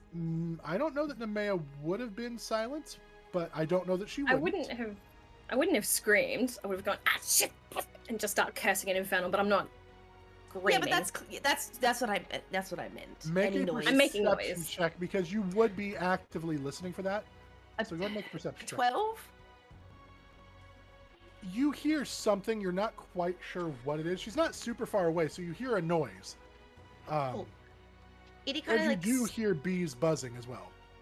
steps forward to the like wall of the maze here. She grabs onto it. Now, how sturdy is this wall? I mean, they're bushes, so you can split it, you can crawl, like you can make your way through. It might put a slight hole in the hedges, but it's workable. This It's is not the like most super tight. Edie thing. How tall are they? Yeah. They're about 7 feet tall. Okay. Oh, sick. Very tall. Yeah, but you have Satyr's leap, right? You can That add a mirthful D10 leap, to any though. jump. Yep. Yep. So yeah, actually, she gives it a good like lean against. See how strong the Are you trying to use it for like momentum to try to like jump over it, or what are you trying to like she's crawl just through like it? testing it to see like how if like as in she's just seeing is in if you know when you lean against a bush, see how much it'll flex before it like, or if it's like, because if it flexes all the way through like to the point where she could lay it down, then there's no point in doing what she's going to do next. But if it's stiff, It's stiff enough that you would have to force your way through. Think kind of like Goblet of Fire kind of maze, Yeah. as far as like the size and scope. wonderful.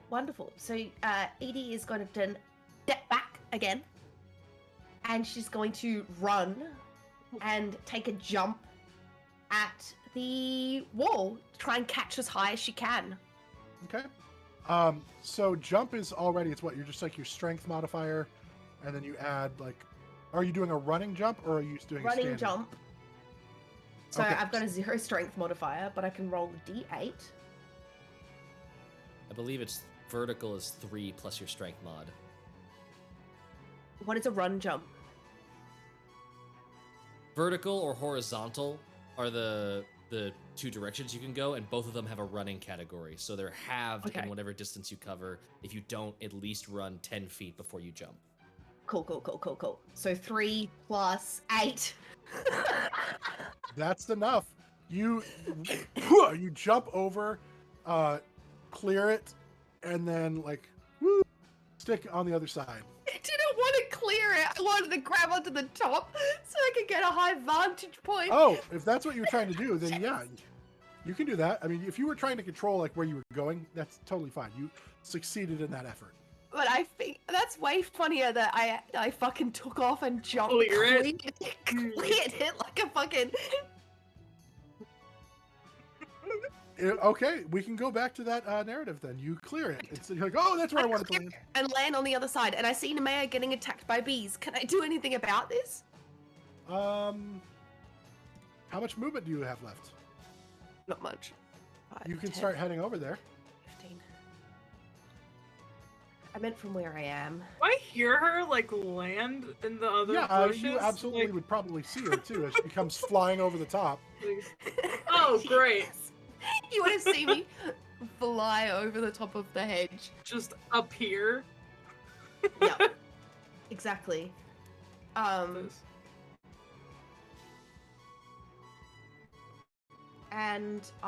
so are bees creatures? Technically, yeah. Cool. Edie pulls out her Mace of Terror, hmm and she's going to use it on the bees. What? Amazing. Get away from my friend! How many creatures can it affect? All creatures within a 30-foot radius. Unless I don't choose Nemeia. I don't see Adriell. So if Adriell can see me. What's the save on that? I don't. 15 wisdom. Can't imagine bees. I don't even know that there's a stat for bees. You could look up swarm of bees. Yeah. It doesn't matter. I rolled a 3. The bees all retreat back into their hive. Wonderful. Got you. And I'm standing like half pounced over, holding the mace of terror at Nemeia, like big smile on my face, like I'm gonna catch ya. But that's as far as I can move. Perfect. Nemeia, you are up. Thanks, Edie. Try and keep up. 30, 35, 40, 45, 50, 55, 60, 65, 70, 75, 80. That's it. So you're just going to continue running. Perfect. Yeah. All right. Back to Adriell. Great. If I heard Edie ahead of me, I'm gonna go the not that way. 25, 30, 35, 40, 45, 50, 55, 60. I'm out this way. I know it seems counterintuitive, but I have a plan.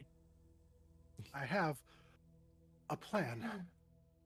I have a plan. So that's where I be. 'Tis where I go. Adriell, you are up. Sorry. Edie, you're up. Sorry. I'll go Adriell again. gets 2 hits. I just like. I would love to go again. Let's go. Edie notices that the bees went into their hive.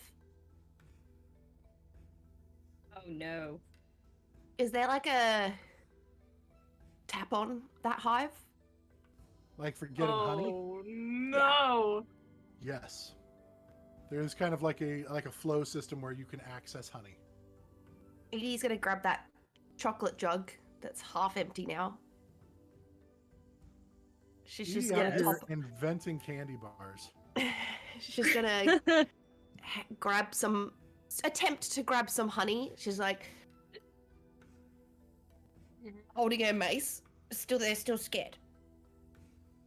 Edie's making chocolate honeycomb. In her head, she's just like, they're more scared of you than you are of them. They're more scared of you than you are of them.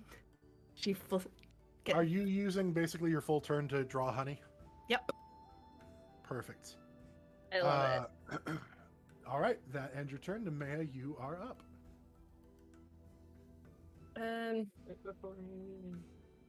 5, 10, 15, 20, 25, 30, 35, 40, 45, 50. There is. Ooh. Do I see anyone else or hear anyone else? And do I recognize where I've ended up? You know this is the middle. You can see both the northern and southern entrance from where you're standing at. Make a perception check to see if you see or hear anybody else. That's a 7. You don't see or hear anybody other than just general noise at this point in time. Mm-hmm. I'm just gonna sit on the fountain's edge. You said it was a warm night? Yes. Lovely. I'm gonna take my boots off, roll up my pants, and put my feet in the water. Uncurl my tail and have that just swishing in the water while I wait for the others. Perfect. Adriell, you're up. Amazing. I'm going to continue running. Get here. And then go this way. That is all. That's all I got. Go ahead and make a perception check for yourself. Oh, goodness. Okay. Oh, that was a lot. I need to take my dice out of my dice tray. Perception, that's a 16. Nope, 19. I'm a liar. From that position, you are sitting there and you hear, oh gods, oh gods, oh gods, oh gods, oh gods, oh gods, oh gods, oh gods, oh gods, oh gods, oh gods, oh gods.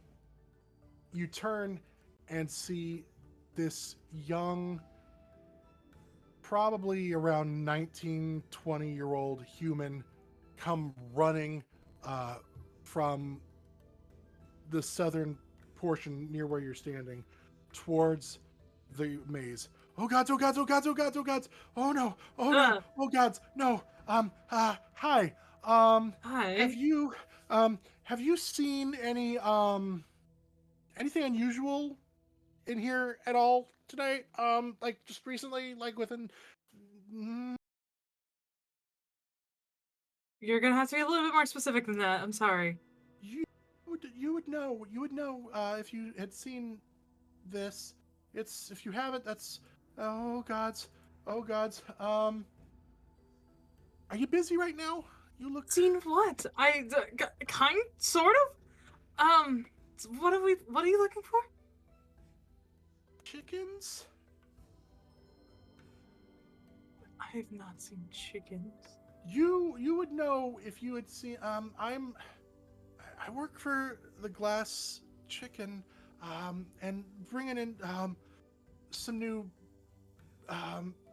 roosters to help facilitate our special breed of chicken, and the cart fell off the back of the wagon, and the chickens escaped into the cart, into the maze, and oh gods, oh gods, we just need to find them. I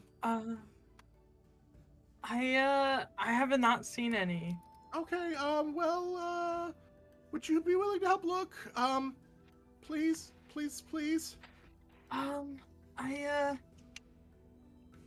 I like look back at the entrance of the maze that I'm at, kind of thinking, I can get some friends. More people might be able to help. Just don't tell a lot of. This is part of our secret. And so if it's found out, we might not have a restaurant anymore. So just if you're willing to do that, I bet my boss would probably help compensate you some way. Sure. Let me just go meet up with my friends and we'll see what we can do. Okay. Please hurry. Okay. And then am I allowed to make my movement? Yeah, we're kind of out of the initiative order, but we'll let Edie go first. We'll let Edie have her turn. Okay. So she was going while you were having that conversation. We'll say that was a couple rounds. So Edie, you can go ahead and make your movement. We'll let you have 2 rounds because Nemeia's just kind of hanging out waiting. You're muted. Edie can move 35 to 5, and then you said 5, 10, 15. 20. But you also have an action if you want to use your action to dash or jump or things like that. You have that as well. Yeah, 35. Yeah. So that's 1 turn. And did you say I could have 2? Yes, because Nemeia's just hanging out at the fountain in the middle. So I make it to here where there's like this opening, and I'm going to listen out to see if I can hear anything or anyone. Make a perception check. 11. You hear talking. It's only about 30-ish feet from you.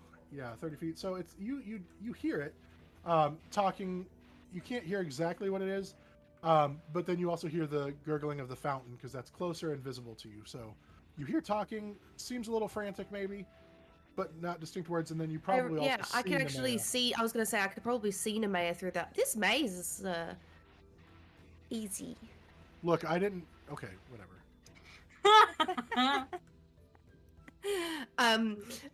I go, oh, there you are, and then I'll run forward through to, you know what? Edie's just confidently jumped a hedge. How tall is this fountain? How big is this fountain? It's probably 12 or so feet tall. What about like how far like as in, so if she like jumped over like the side of it, not the tallest part, but like over the water, would do she be that. able to run and jump onto Nemeia? Yeah, I mean, she could sure try. That's what I'd like to aim for. Yeah, I want to absolutely. tackle. I want to tackle Nemeia. Do it again. For your jump? You peaked. For What my was that? jump! I got an 8 again for my jump. All right. So this time you just it I kind of left- Nemeia's just 11 sitting on the feet. edge. She's sitting on the edge of the pool, just like dipping her tail in the pool, and just as you smack into the back I of want her. to like grab onto her and tumble and roll onto the ground. Tag, you're it. Oh! Pull it right in the sternum. And then I'll scramble and try and tag her back. Yeah, I get 10 feet away from you with the rest of my movement. Oh, you cutie. My go? Now we'll come back to Adriell real quick as she's Yep. coming into that. I will run up here with 50 feet for a dash action. Be like, what? Where are you going? I like point at Edie. And then I'll turn to Nemeia. What? What happened? You taking off? She tackled me? Gonna play tag around here waiting for you and the guys? Somebody ran up to me asking if we could help look for something. Chickens? Did you guys see chickens? No. I didn't see any chickens. Someone's on, let me- asking let us to help look for chickens. Let me put my he- shoes back he, on. He comes back up to you. He's followed. He's. Ah, Is this the people? Don't tell everybody. Is these the people that you said could help? yes, these are my friends. Okay. Yeah. I just need some help finding some chickens. To take to the restaurant there to help strengthen our flock. Carl, insight on this. I'm sorry. Yes, What? you can. Seems kind of sus. That will be an 11. Seems forthright. Okay. Yeah, I figured we could help them. We're hanging out here anyway. We don't Yeah, have to well, go where that did you far. lose them? The crate fell off the wagon back there a little bit, and they dashed into the garden. There's like 3 of them, I think, that made it. They're roosters, and that's where they. If there's people in there, this could just please help me. Yeah. Edie is like staying away from Nemeia because she doesn't want to get tagged in. But she's like, Nemeia, maybe you could fly and see? Yeah. I can't see, and is it getting dark? It's already dark. This is like It is dark. 10, 11 Edie's o'clock at night. blind. There is some torchlight within the realm. That's what the lights Yeah. are. As you guys are talking, a couple of guards approach from the south up to the fountain. Whose wagon is that back there? That's it's my wagon. I just stopped for a moment. You left it on this. It's right in the middle of the street. Can't leave it there. Yeah. I just didn't mean to. Sorry. I just saw some friends who came by, and I had to say hi to my friends. And they're just, that's what I was doing. Don't you work for the glass chicken? Yep, that's who I work for. I was actually just doing a delivery for them. There was nothing on the wagon. What are you up to? Who are you 3? We're just taking in the fountain. I'll quickly cast Eyes of Night on Edie, which just gives her dark vision. What is the Holy hell! What the? What are the components on that? Is it like a somatic? It's a feat verbal? that I have. Right, but is it a spell? No, it's just a feature. It just happens. What? Because I'm can so see assuming Edie is closer to everything. me because she's avoiding Nemeia to not get Yes. tagged. Is So yeah, this you can see up to 300 feet. is what he says Whoa. true? He's here to see you. He knows you guys are his friends. Yeah, he's Say a friend. 300 feet? Yeah. In what? As in black and white? You What- have how- what- dark vision out of a range of 300 feet. Grayscale. Yeah. You can see. Edie is climbing that hedge It lasts- right now. Would you? It lasts just- for an hour. Fine. Look, Oh my god. get your wagon. Roll a deception check, Adriell. Okay. It lasts for an hour. Edie, by the way. Deception? Yeah, I'm great at deception. Let's do it. Oh, natural 19. Nice. I got no modifiers for this. Fine. Would you just? You can't leave your wagon there. Please get it moved. Fair enough. Okay, I'll get it right out. And I'll find a better spot for it. Sorry. You move your wagon and we'll find your chickens. What? What? What chickens? He works for the glass cannon. He's gonna have chicken in the He's wagon. gonna have chickens. There was duh. nothing in the wagon. Glass cannon. The glass cannon. glass The glass chicken. Shout out. Not a Shout sponsor. out, Please man. sponsor us. Y'all are great. There's nothing Super in the didn't even think about what? it. What chickens? There was nothing in the wagon. Yeah, that's exactly right. We're gonna We made find a them. delivery. Oh, what? You see this young guy's face just get super pale at the thought of now the guards know. I see. Well, we'll help you find these chickens. And they start walking off. You guys are now basically in a race against the guards to find the chickens. Just give Edie a look as she's climbing this hedge. Like, why? So these guards are basic. I mean, you guys have every advantage against them at this moment. One, you have more movements and stuff, and they're basic humans. They're walking. They can't jump. Edie has and climbed climb. up as high as she can on this hedge. That's where she was yelling from. Okay. Were So we this not hedge- supposed to this say hedge right anything here- about the chickens? We've got to. She looks gotta at go. Adriell. We gotta go. No. We can't find them. We gotta go find them.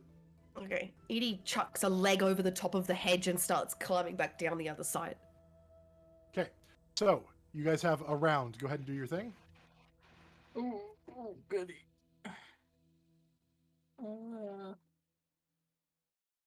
I'm not taking off my cloak. The troops right here. Wait, the guards how- right here. Where's the dude? Where's our friend? He is. We will just use. Like just in proximity. Like, can I just want to He's right speak there. quietly to him. He's right there. Okay. How imperative is it that we find the chickens before these guys? Like, the chickens. If we don't find them beforehand, well, our whole restaurant could be shut down. Fines, Oh. possibly imprisoned. Perhaps, and if Losing a couple somebody- of cocks? If somebody else finds the, if somebody else finds the chickens first, that could not be good. They're not exactly. We don't have time to stand here and talk. Please, just let's go.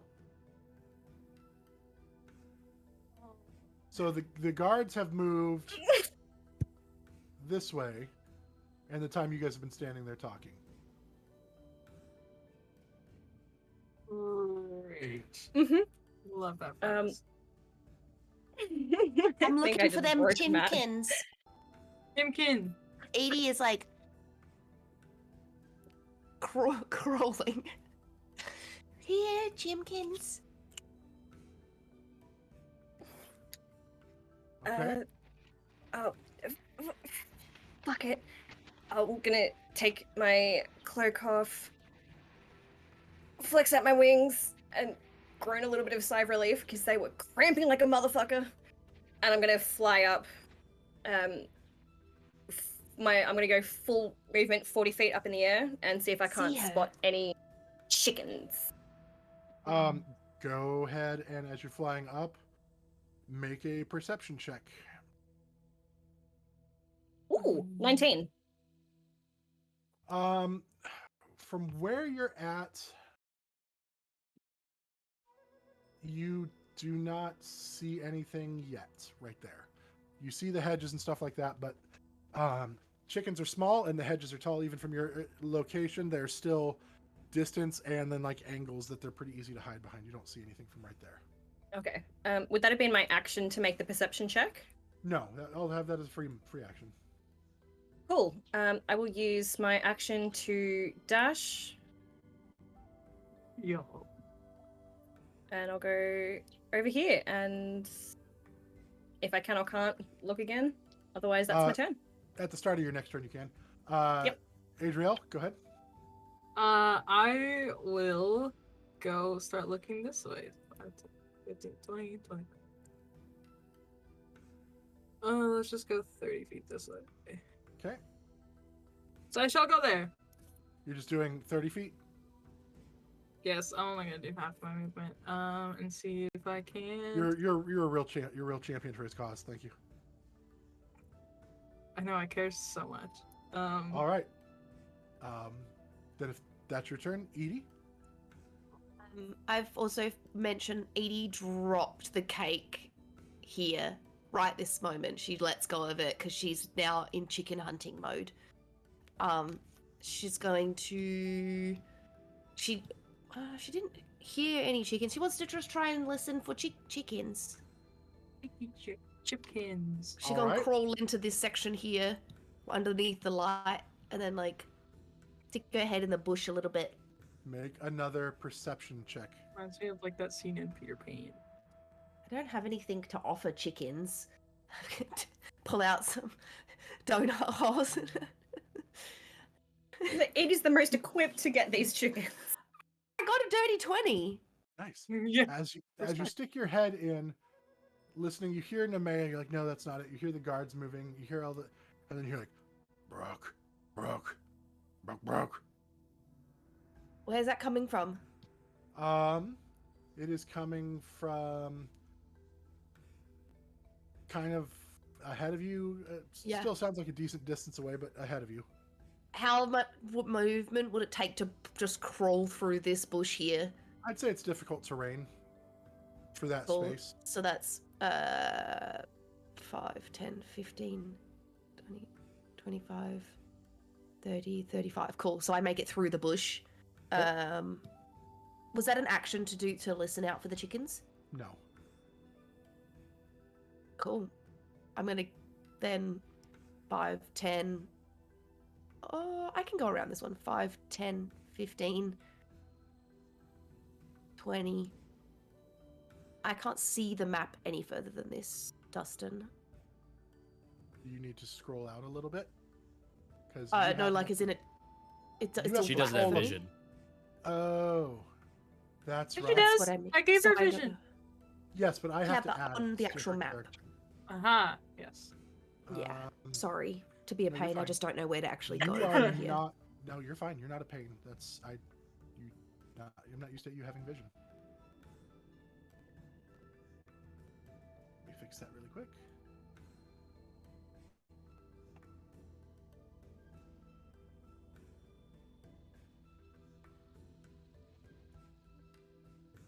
In fact, you have big vision right now. You might need to here. Let me put a new token out for you because I don't think that fixed it. So, if you delete your token really quick, just Delete it. yep, and I'm gonna drop a new one on you. I don't think I can. You should be able to with it highlighted. Just hit delete on your keyboard. No. Okay, I'll delete it. Sorry. You're fine. There you go. Ooh. All right. I was 15, 20, 25, 30. And I stick my head into this bush here. Okay. That ends your turn. The guards are going to go 5, 10, 15, 20, 25, 30. And kind of go there. That's their movement. I really hope that Edie scares Nemeia, them. go It's ahead so funny. and go. Yep, I'll make a perception check to see if I can't.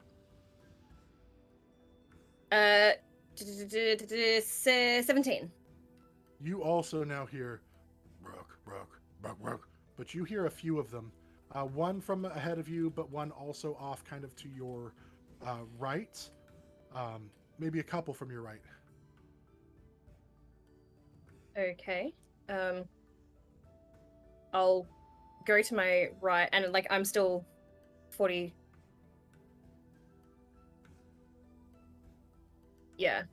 5, 10, 15. I mean, remember, you can fly over the hedges. You don't need Yeah, to yeah, work I in an am. angular pattern. So if I fly down like to my right, can I see anything?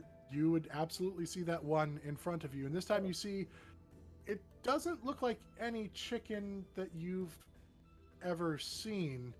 It is something very wrong. It looks like a chicken if it was plucked and had a mouthful of sharp, gaping teeth and a long, slathering tongue, and two like bony, like wing type things wrapped in skin sticking above it.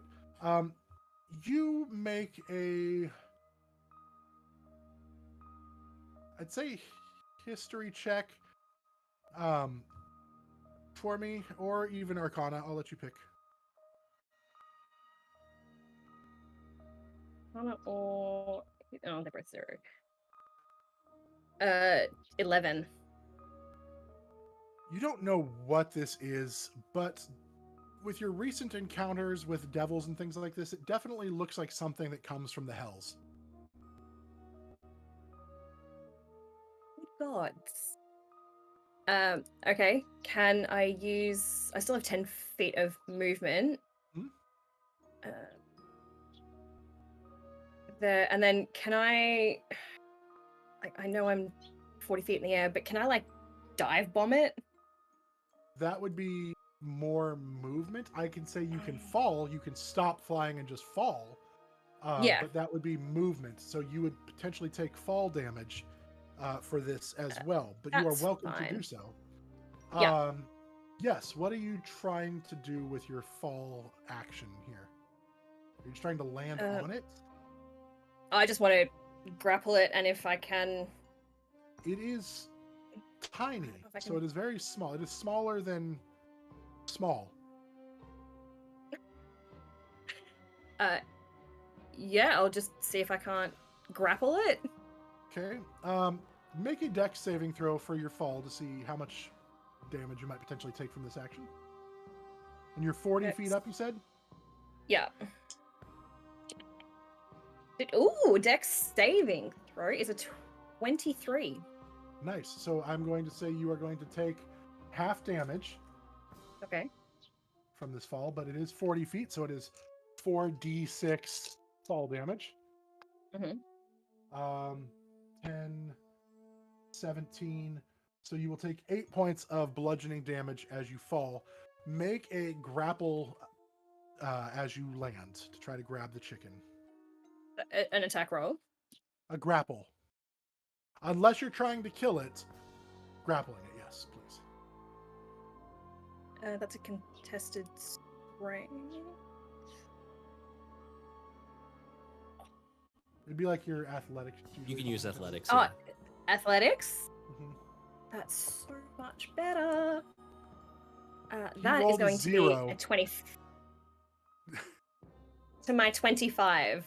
So yeah, you immediately just so you fall as you land. You like grab him and roll into the fall, absorbing all the damage, capturing this thing in your arms as you land. That ends your turn. I'm just like, what the is this thing? Brock, Brock, Brock, Brock, Brock. And it tries. I hate it. That is a 21 to hit. Oh, yeah. You take 3 points of piercing damage, and then no, that's going to hit as well, and then it claws at you, and you take another 8 points of slashing damage. So 3 and 8, so 11 total damage from that. Ouch. On top of the damage you took from your fall, because you're not raging. Mm-hmm. That ends your turn. Up next then was Adriell. Yes, I am going to just continue to go this way. So 2, 3, 4, 5. We'll get here. Make a perception check. Terrifying. Okay. Perception, perception, perception. That is going to be a 12. Out of the corner of your eye, as you're looking for the chicken, you look up and you see, just in passing, a familiar face. Or at least you think you saw. But they walked away too quickly for you to see. But you saw a flash of blonde hair and robes that were very similar to the kind you used to wear in passing. Can I, with my action, dash towards them? Like, Yes, you move can. another 30 feet? You can. So I'm That pretty will sure take that you would off the map we have for now, so we'll go take with me that. off the map. Edie, you are up. Edie is looking for, like, listening. So she's poked her head through this one because you said that she could hear it this way. So she's Yes, straight through. listening out again for the chickens. And at this range, you hear it easily Cool. enough. I right in front crawl. of you. I crawl through the what is it called? Hedge. Maze. Mhm. Hedge. And do I see it? I want to Yes, you attack sure it. do. You want to attack it or do you want to grapple? I want to grab. I want to try and grapple it. So Grab go it. ahead and make a athletic. A grapple. So it's athletics. Athletics. Cool. Cool. Cool. Cool. Cool. Cool. Edie's very athletic. Well, it's not. It's also not. So That's a 4. it does better as you try to grapple. It kind of flaps up for a second and like starts like slashing. It's going to do 2 attacks against you as you try to grab it. That is a 18 to hit Yes. and a 7 to hit. So it bites you, but it's going to miss with its claws. You are going to take 5 points of piercing damage as it pecks at you with it, or bites at you with its sharp teeth. Ow. Rude.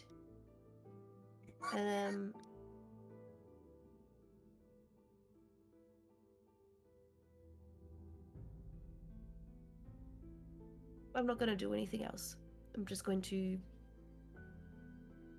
leave my turn there and keep an eye on it and try and catch it next turn, I guess. So the guards are coming over here because they saw Nemeia fly over here and you were relatively quiet. Nemeia, you are up again. You are holding on to this thing as it's tried to bite you. I have taken some substantial damage thanks to this little chicken. So, can I try and break its neck? You can. Go ahead. I mean, you're holding. Go ahead. And this would be kind of essentially an unarmed attack. So roll your attack. My unarmed. I rolled a natural 18. Okay. So that'll hit, obviously. Go ahead and do your... This is what? Just your strength modifier? Unarmed strike. It'd Yeah. be strength mod 4. plus 1. Yeah. Okay. So strength Oh, mod so it's a plus 1. 5. Okay. You feel the neck starting to snap a little bit. You can use a second attack to finish if you'd like. Yep. It's not dead yet. Yep. Let's end this thing. That's a 17. Hits. So with your damage again this time, there's some... You hear...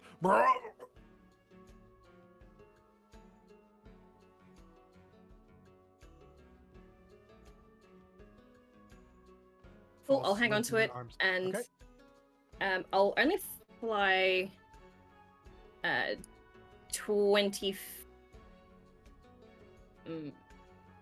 20 feet into the air and see if I can't hear anything else. Okay. Or anymore. I'm still going to hang on to its body. With where you are at in proximity, you do hear another one just off to your, just below you a little bit. So I will 20. Oh, hang on, no. Okay, so full movement. I'm 20 feet directly above it. Can I do the same thing Yes, and you just can. pin drop down and? So make another deck save.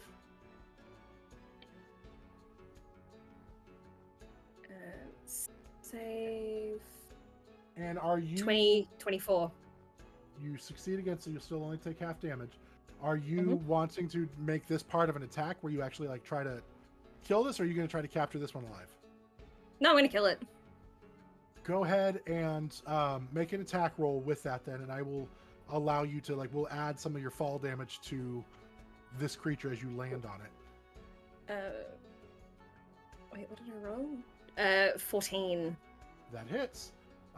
So with your unarmed strike and the fall damage, so you take another 16 points halved to 8 because you made your deck save. That 8 will transfer into that, which is enough. As you fall, you just crush it immediately, like under you, and it is also dead. Oh, ouch, ouch, ouch, ouch, ouch, ouch. Cool.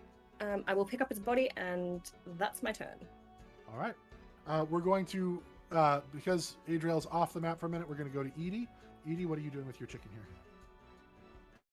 So Edie's still on like all fours, just like rolling around with this chicken. She's just trying to grab it again. So she's like pushing off with her legs, and she's gonna try and grapple it again.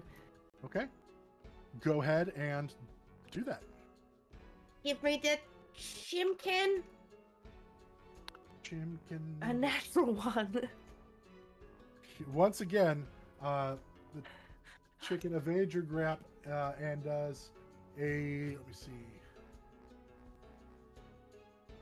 15 to hit. Yeah, And that hits. another 15. So 15's back to back.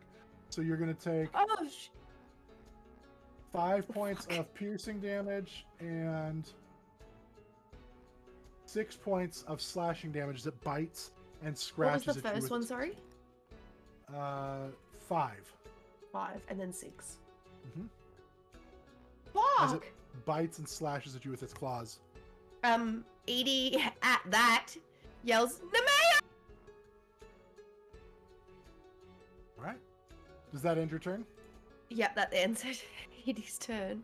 The guards come running at that point and see this Oh, I'm not getting thing there. in front of you. What is this? What? This is not. Ah! Chimkin, get it! And they And she eat- just turns, and there's just like Edie looks fucking awful. She's covered in blood, like her face is all scratched up from this chicken. they both attack with It's looking There's- very, very swords, not good. and between the two of them, both attacking, just cut the chicken down, and it lays there. Ah, thank you. I thought we were supposed to just catch it, but We need to go have a talk with this young gentleman. As he leads you back towards the middle of the fountain where that guy has been staying.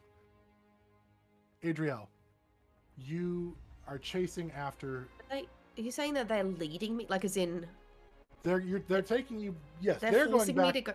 No. They're going to go talk to this guy, who was you. Touch that me. You are. Well, I mean, yes, technically, because you said you were friends with him, they're taking you back to go have discussion with him as well. The other guard goes to find you, Nemeia, saying, "Please accompany us." They're not forcing you, but they're basically, "Come with us." Edie's If gonna you- do like a and then take off another direction. Okay, we're gonna come back to that then. Adriell, as you're chasing after this person, they keep somehow managing to stay just ahead of you as they're walking, and you kind of catch a glimpse, and eventually you find yourself a decent distance away from the maze. And as you're rounding a corner, they step out in front of you and almost bump into you, and you see Clix standing in front of you, your friend who you had left behind. And she looks at you. Oh, Clix? Adriell? Yeah? What are you doing here? I had to come back. I came with some friends, people that I met. We had some things to accomplish in the city. Oh. That's what brought you back. Yeah, I suppose immediately. I you know, Some things to do. you left. And you left me. I didn't need to. They hurt me when you left.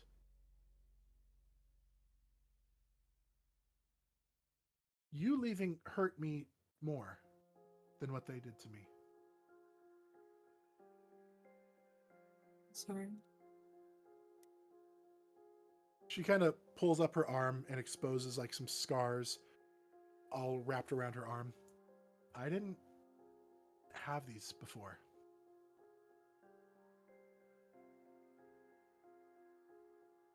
She turns around and like lifts up the back of her shirt, and you see even more scars from like lashing and stuff like that. There's more. I'd love to try and protect you. You left to protect me. That's the opposite of what happened. They were really upset, and their whips talk very loud. Hey, I didn't mean to.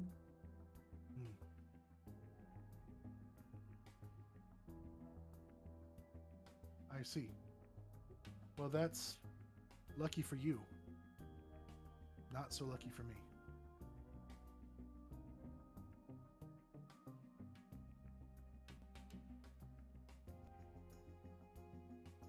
Oh, I'm sorry.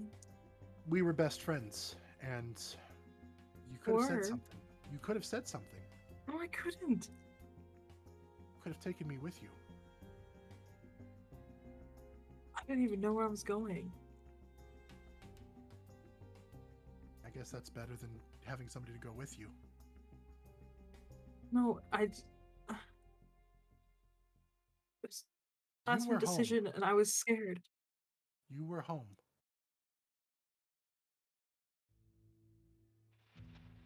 And now you're just a stranger.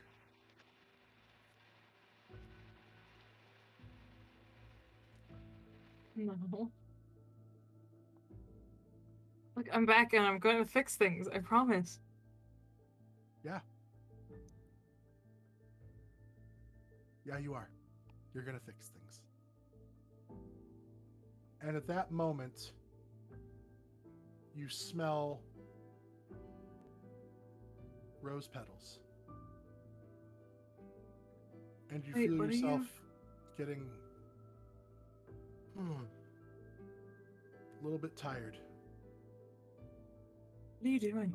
What? It's going to be okay soon. And your vision No. begins to blur and darken. And you fall to the ground. And you don't feel the people that are dragging you away.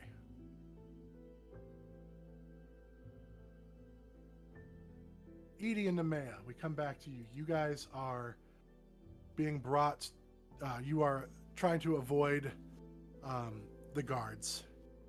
And we're going to pick up there next week. Oh. Gotta get that Cliffy. I hate it. This is not okay. Adriell! So guys, this was Anna's last week as part of this story for now. We are so glad you were able to be here with us, and we look forward to being able to continue telling Adriel's story. so much. That was so fun having you. She might be here. Yes. She might be here next week for the one shot. I'm not sure.